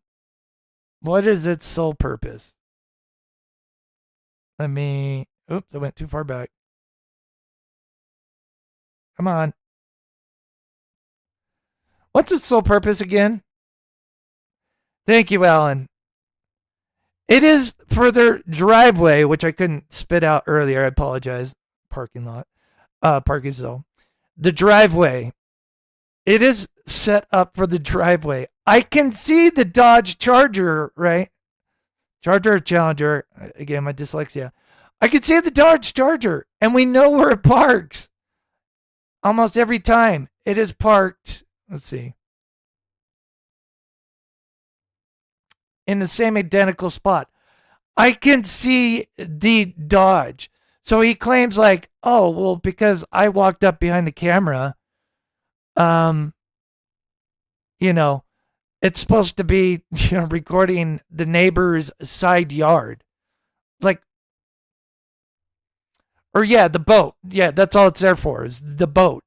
I mean, yeah, part of it is the boat. But yeah, it's the driveway. It's so ridiculous. And then if these people knew, here's another thing to think about. If these people knew it was at 5 a.m., because they knew when the trash can was coming, right? Remember these people, I've already talked about how they figured it out. And you know who one of the people who told me they figured this out? There's two sources. Crabtree. Crabtree even told me, and it was told to another person as well, that they knew that at 5:15, because remember the timestamp's broken, so they had to use the timeline, which is what they call right here. And so they go, and I've already explained this a million times. They go, oh, look, here's where the garbage truck is coming up the street. Okay. We click back to when we see these lights. Oh, what do you know? It's 2 hours prior to that. Almost exactly. Like, why would they put this out to the news, right? If they didn't, if they knew for sure, because they know they have the daytime footage of this. This is where, like, I think Crabtree forgets. Like, they have the daytime footage. They know where their camera's looking. So wouldn't you think that, like, they would know, oh, well, that's Bill. Oh, there's Bill at, 5 a.m. taking his trash can out to the street. Why the fuck would they send this out to, news agency? Unless there's a major red flag. You know what I mean? Again, their arguments, it just boggles my mind, and they can never touch any of these arguments I bring up. But the whole thing that Sebastian allegedly was under this car, I find very fascinating. Whether that happened or not, I don't know for sure, but I find it very sus that happens to be the house that they use. So there's one more thing I want to point out here. Katie states away, and these idiots, they're claiming that the Proudfoots, their house is for sale. The moron intelligence agency got posted. How don't you know the? I think there's like one or two people, and that was just like rumors come out all the time. You guys know that. Of course, I never say anything like I think I mentioned it because somebody mentioned in chat like, oh, there's rumors about house being sold, but I never said, oh, look, their house is up for sale or anything. How don't you know the house number? It's fucking. Oh, you looked it up. No, that's the camera from the side of the house, right? That sees the gazebo. This is the funniest thing. Got it. How in the hell is that camera seeing the gazebo when it's slammed parallel to the wall? Right. So you're gonna take. So let's just put this straight, right? You have a wide angle lens camera, right? And so here is that brick wall, right? Let me pull up the driveway. Tell me if this makes sense, right? So you have a wide angle lens camera, which again, he talks about his recreation. Again, I missed this interview, and there's so much I could do a whole video on this. So here is the wall, the cement wall, right? So everything out here is the driveway. So I'm going to put my wide lens angle camera right up to it. So half of my camera is pointless because half of the view is staring at a fucking wall.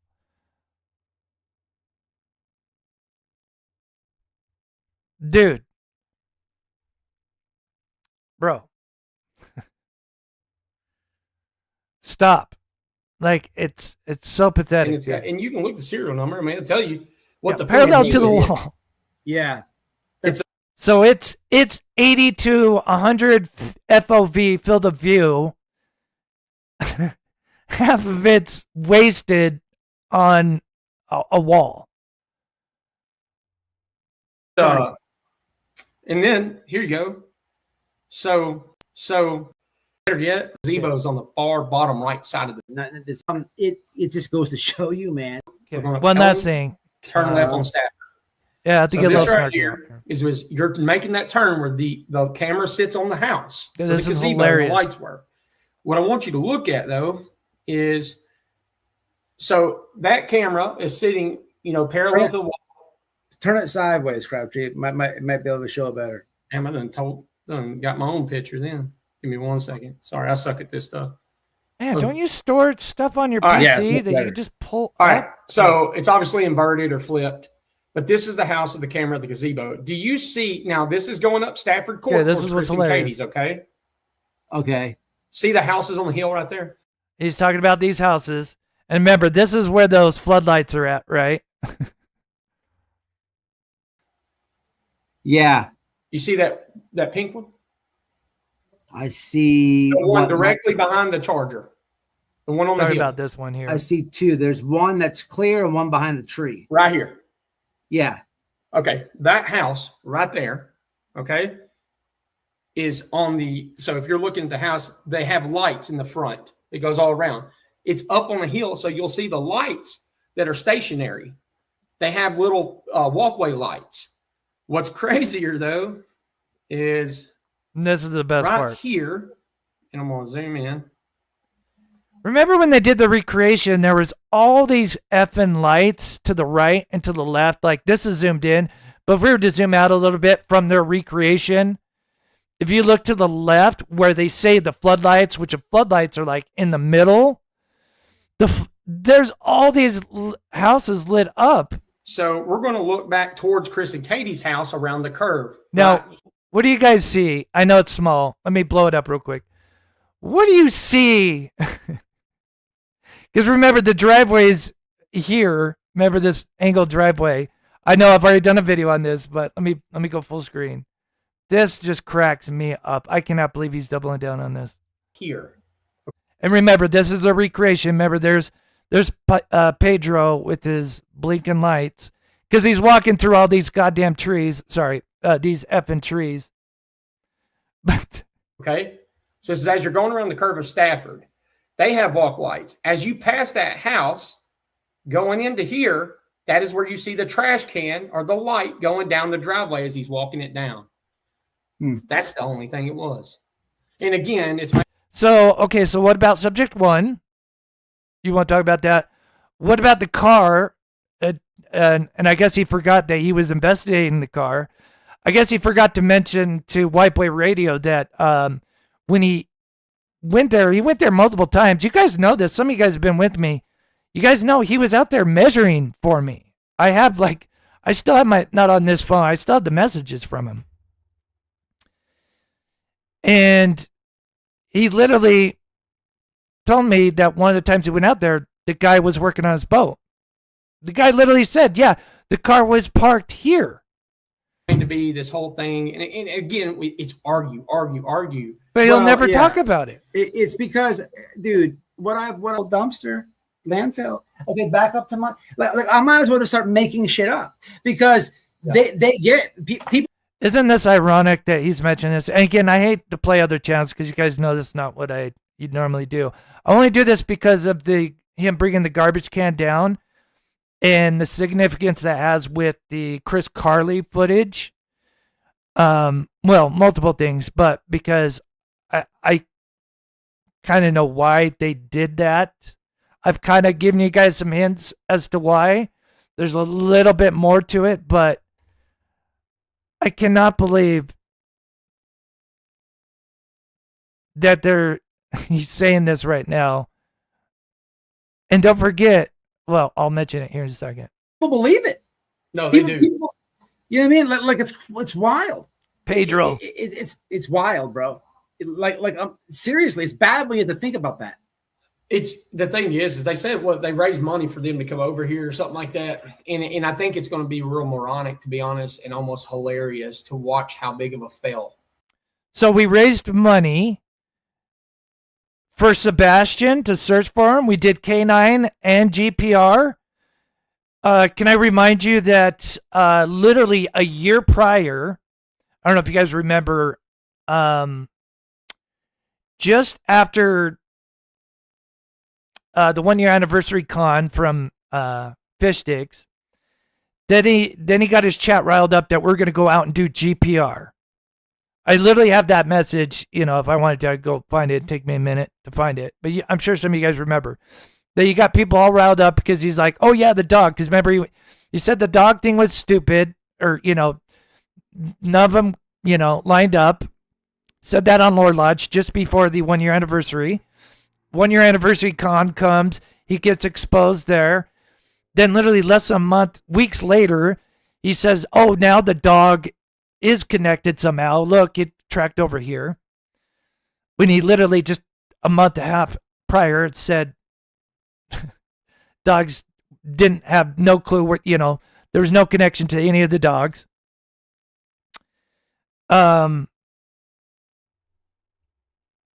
they come up with and how they're going to spin it. Is issues and needed to fix mine, and so that's what I'm doing now for my family. But yeah, we went out and did what we said exactly what we were going to do. It's all on my Patreon and members. And yeah, they thought that was stupid. They thought us going out and searching with K9 and GPR was stupid. What? You know what I mean? Like it's wild. It's wild, bro. Seriously, it's bad when you have to think about that. It's the thing is they said they raised money for them to come over here or something like that, and I think it's going to be real moronic, to be honest, and almost hilarious to watch how big of a fail they come up with and how they're going to spin it. That's insane that you would have that attitude. Man, if I was like them and recorded people's conversations without them knowing, because that's what they do. I've never done that with anybody. I always protect my sources and would never record somebody without them knowing I'm recording. If I were recorded the 2 conversations I had with him talking about him interviewing the homeowner and what the homeowner told him, oh my God. I mean, he'd be gone. But I didn't do that because, again, I'm not that kind of person. I would never do that. But you guys know he was out there doing measurements for me. And he did that and that was after he even spoke with the first time with the guy, because he did it twice before he met SF. But yeah, it just blows my mind. Blows my mind. So anyway, we'll end with this. If you missed earlier, we'll have to see what happens in the coming days. Let me just quickly recap here.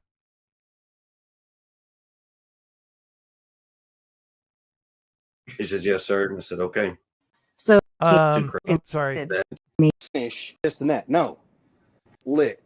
So, Voices of Truth, they did a really good job with pulling up records that PIs do all the time. Of course, you even had that same guy literally come out and say, oh, the stuff they're using is fake, and then they literally pulled the receipts, and then, of course,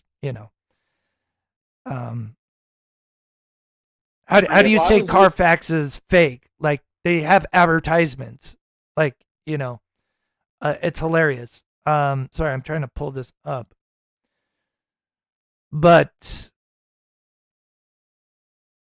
if anybody wants to do any research with Maryland, because there just seems to be some stuff that ties them over to Maryland. We don't know, how much ties them to Maryland.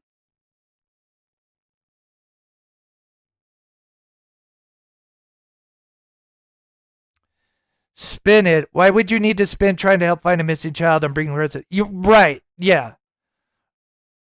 Right. Like, I could easily spun like, yeah, we did the K9 and GPR, and we do think there are some results in the GPR data that could be potentially useful. But I could have spun it like, oh, look, I could have lied and said, oh, look, the K9 may have gotten a hit, or yeah, there's some stuff that we learned, but I can't tell you about it. But it's big, from our, the stuff that we did. Yeah, there's so much. But no, I came forward right away and said, look, this is what we got. K9 came up with nothing, but at least, we tried. And yeah.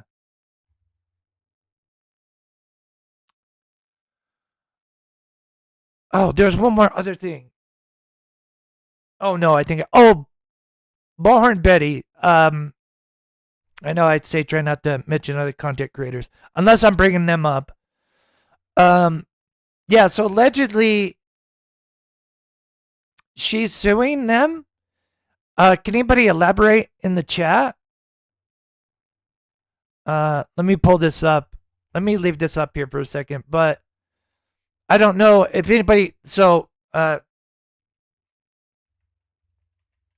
Bullhorn Betty related, if you guys know, like, where she's at.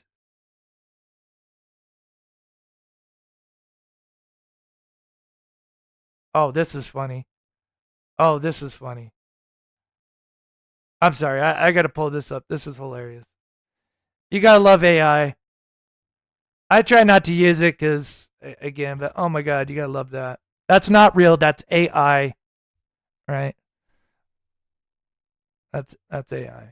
But that's hilarious. Not going to lie. Oh. Oh, is it a movie? Why is that playing like it's a movie? That's weird. That is funny. Not gonna lie.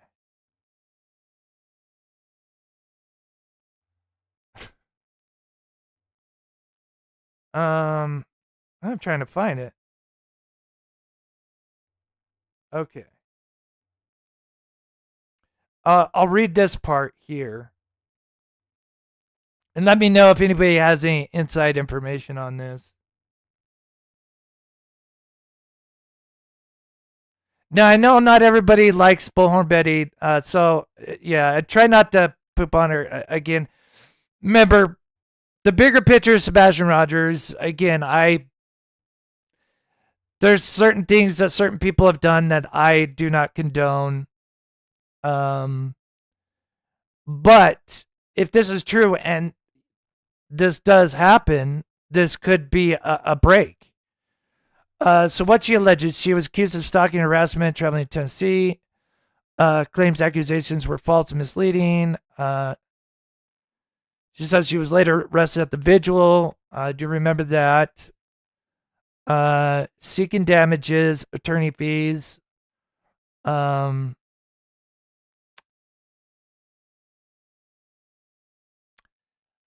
So yeah, I mean, how much can her lawsuit delve into getting information on Sebastian Rogers' case? I don't know. That's clearly we'd need a lawyer to break that down. But I think it's great.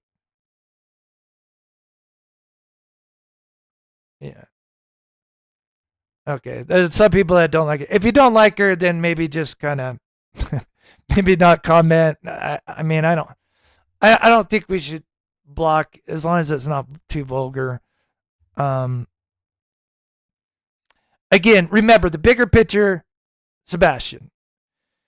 If there's something that could lead to any information breaks, remember it's that one thread we need to yank on to get the dominoes falling. If it takes that, I'm with it. But again, I'm not a law expert, so I don't know how much that lawsuit will help with Sebastian's case. Maybe there is some kind of loophole that they can get into, maybe extracting some information, anything.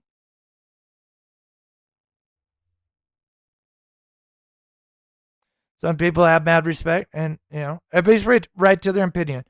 Again, so that's why I don't want to. Some people feel it's 50-50, I think.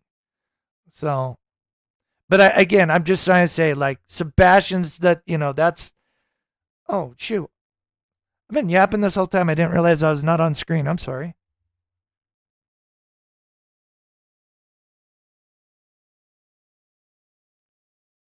Yeah, I would say that's a good. Maybe that's a good way to put it. She's not everybody's cup of tea. Sure. And I'm sure that goes for a lot of people, right?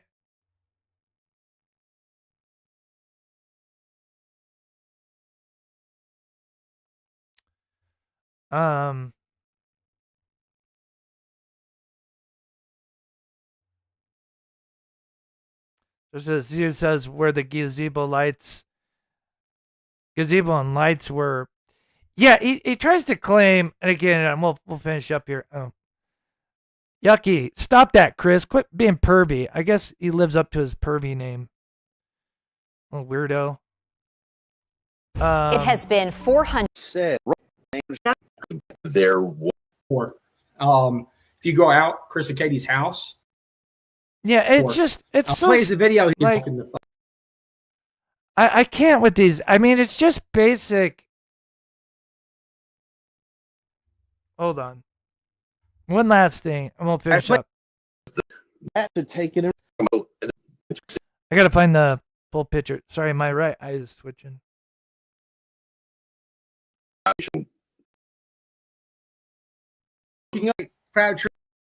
There it is. Let's do just one last thing that's just... I gotta find it. Come on. My right... I'm like having a muscle spasm in my right eye. There it is. Stop it. Okay. Homework. All right. This is just basic math. Basic math. Basic geometry, I guess. Maybe if you want to take a little bit further. Basic geometry and a little bit of understanding of videography, filmography, field of view. But let's just quickly edit this. Okay, so let me grab the brush here. This is a little lesson. So we know what we do know. Oh, that one's poopy. What the hell? Let's take... so we know this truck, which is in the driveway, this truck is going to be lit up when a vehicle, or whatever you want to call it, is next to this truck here. Which means it can't be any further than this red line, right? If it's going to light it up, right? That's just how light works, right? Light beams work. They fan out, right? Just basic science, basic geometry, basic filmography, videography. I don't know if that's the right term, right? So let me go full screen here. So we know that this vehicle cannot be any much further than this truck. But we know this truck is in the driveway. And we definitely know the truck behind it here is in the driveway.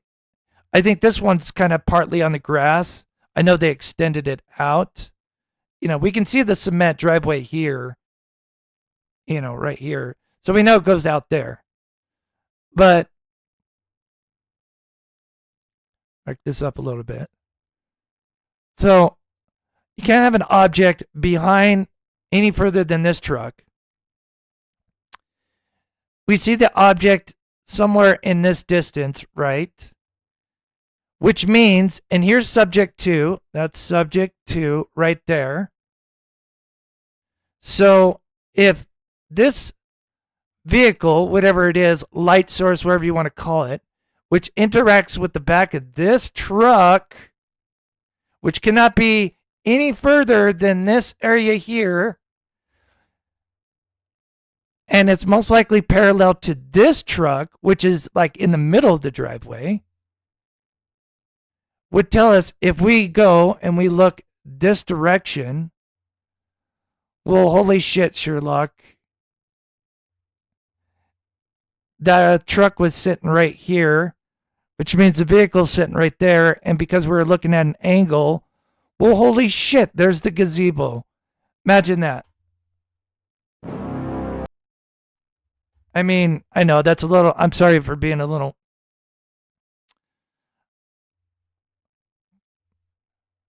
ornery about that, but it's just like, dude, do you not understand basic geometry?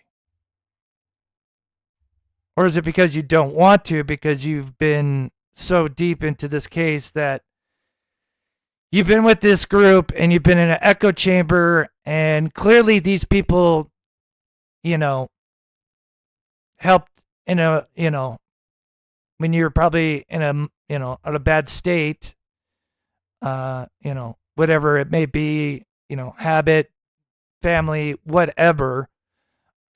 Nobody's perfect. Everybody goes through that stuff, right? And it's nice to have a shoulder to lean on. But sometimes you don't have the right shoulder to lean on, and they take advantage of you when you're in your most vulnerable state. And then, you know, they lend a hand, and then, you know what?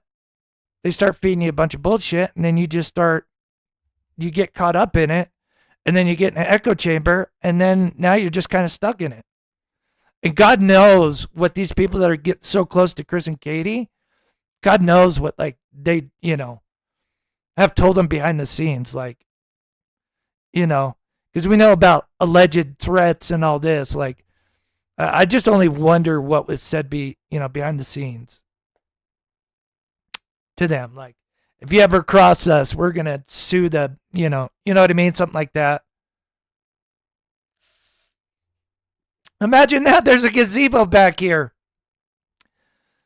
Oh God, yeah. And again, the last thing I'll say before we leave. So remember, Maryland. Anybody in Maryland? Anybody knows about University of Maryland, Elk Ridge? These are areas we know of. We may get more information, maybe. Not sure. If we do, you know, we'll see what happens. But imagine if people find out that they're not really home and they're out on the road, you know, when right now would be the prime time to be looking for your child. I was trying to pull up the car here because, again, and you guys remember when he was measuring that for me. He was measuring this for me. And he told me after he spoke to the guy the first time, he's like, yeah, we should measure this particular spot because I was told it was between oh,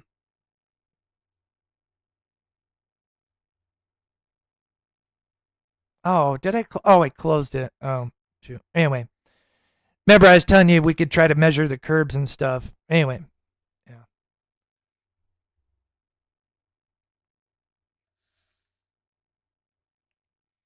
I agree because again, that's why I struggle with him because I knew him before this, like not personally, but like he was helping me. He sent me drone footage. He sent me a lot of stuff.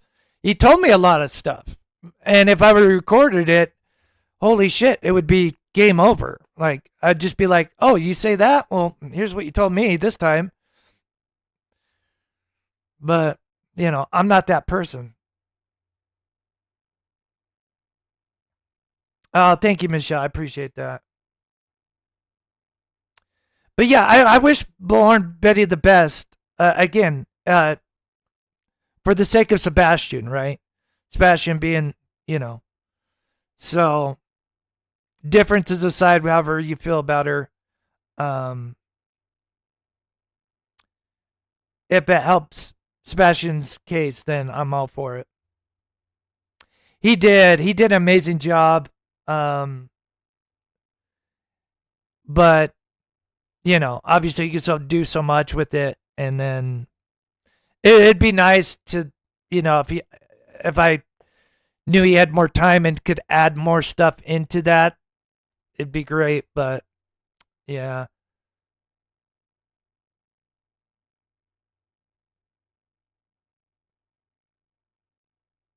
All right, guys. Quickly, just thank you to the mods again. And thank you, Jenny, for the huge donation that helps out so much. Kiki, thank you so much for that $5. Lisa Boo, Bo, Tool, Rain, Sidetrack, thank you for the jewels. Kai Kai, thank you so much. And Athena, I want to say Athena.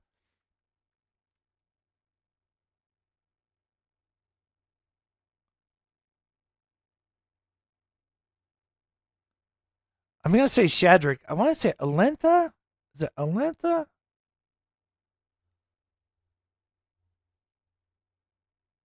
You guys could probably see it better than I can. Is that because I want to say Athena, but that's my dyslexic putting the th before. Alentha.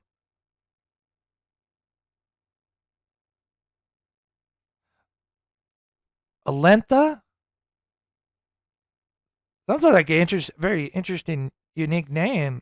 But I'll stick with Shadwick for now. But thank you guys so much. And yeah, anybody has any tips, sightings, Maryland or wherever, if you want to send them to me. Because again, we're kind of keeping an eye on things.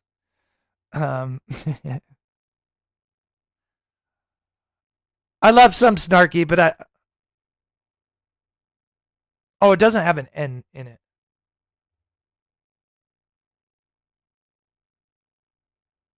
Alpha. Alpha?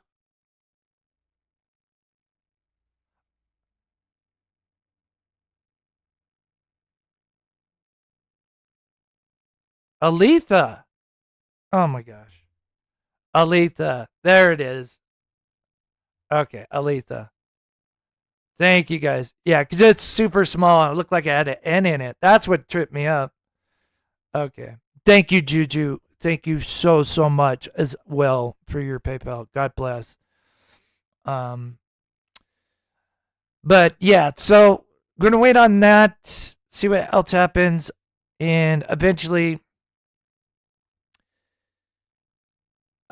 release the documents. There's still some stuff coming in, so that's why we're kind of waiting. But hopefully, I don't want to wait too much longer because I feel like every day this case kind of, there's just so many other cases, and there's only so much you can cover and redo, and I hate to regurgitate the same stuff. So, but I do think it's interesting if there are potential scenarios that they are moving on, not necessarily moving completely, but like moving on, and maybe, because again, like I said, why at this point, any other mother, or actually every mother in this chat would be, if they weren't out there right now looking for their child, they'd be planning their next search party. And yet we haven't even seen them hand out a flyer, less, set up some kind of search. So, and then if people found out that they're, 5 states away, yeah, that isn't going to look good either. And maybe the news could start picking that up. That would be a great goal as well. But I like the idea. Somebody mentioned the thing with Lore Lodge. That's funny you guys mentioned that, because I was thinking it before I released my stuff, maybe try to reach out to content creators that have covered this, that have got a big following, and send them that stuff as well, and see if maybe we can kind of get a big thing to go out with all the content creators at the same time to really push it and push the algorithm. That'd be so amazing.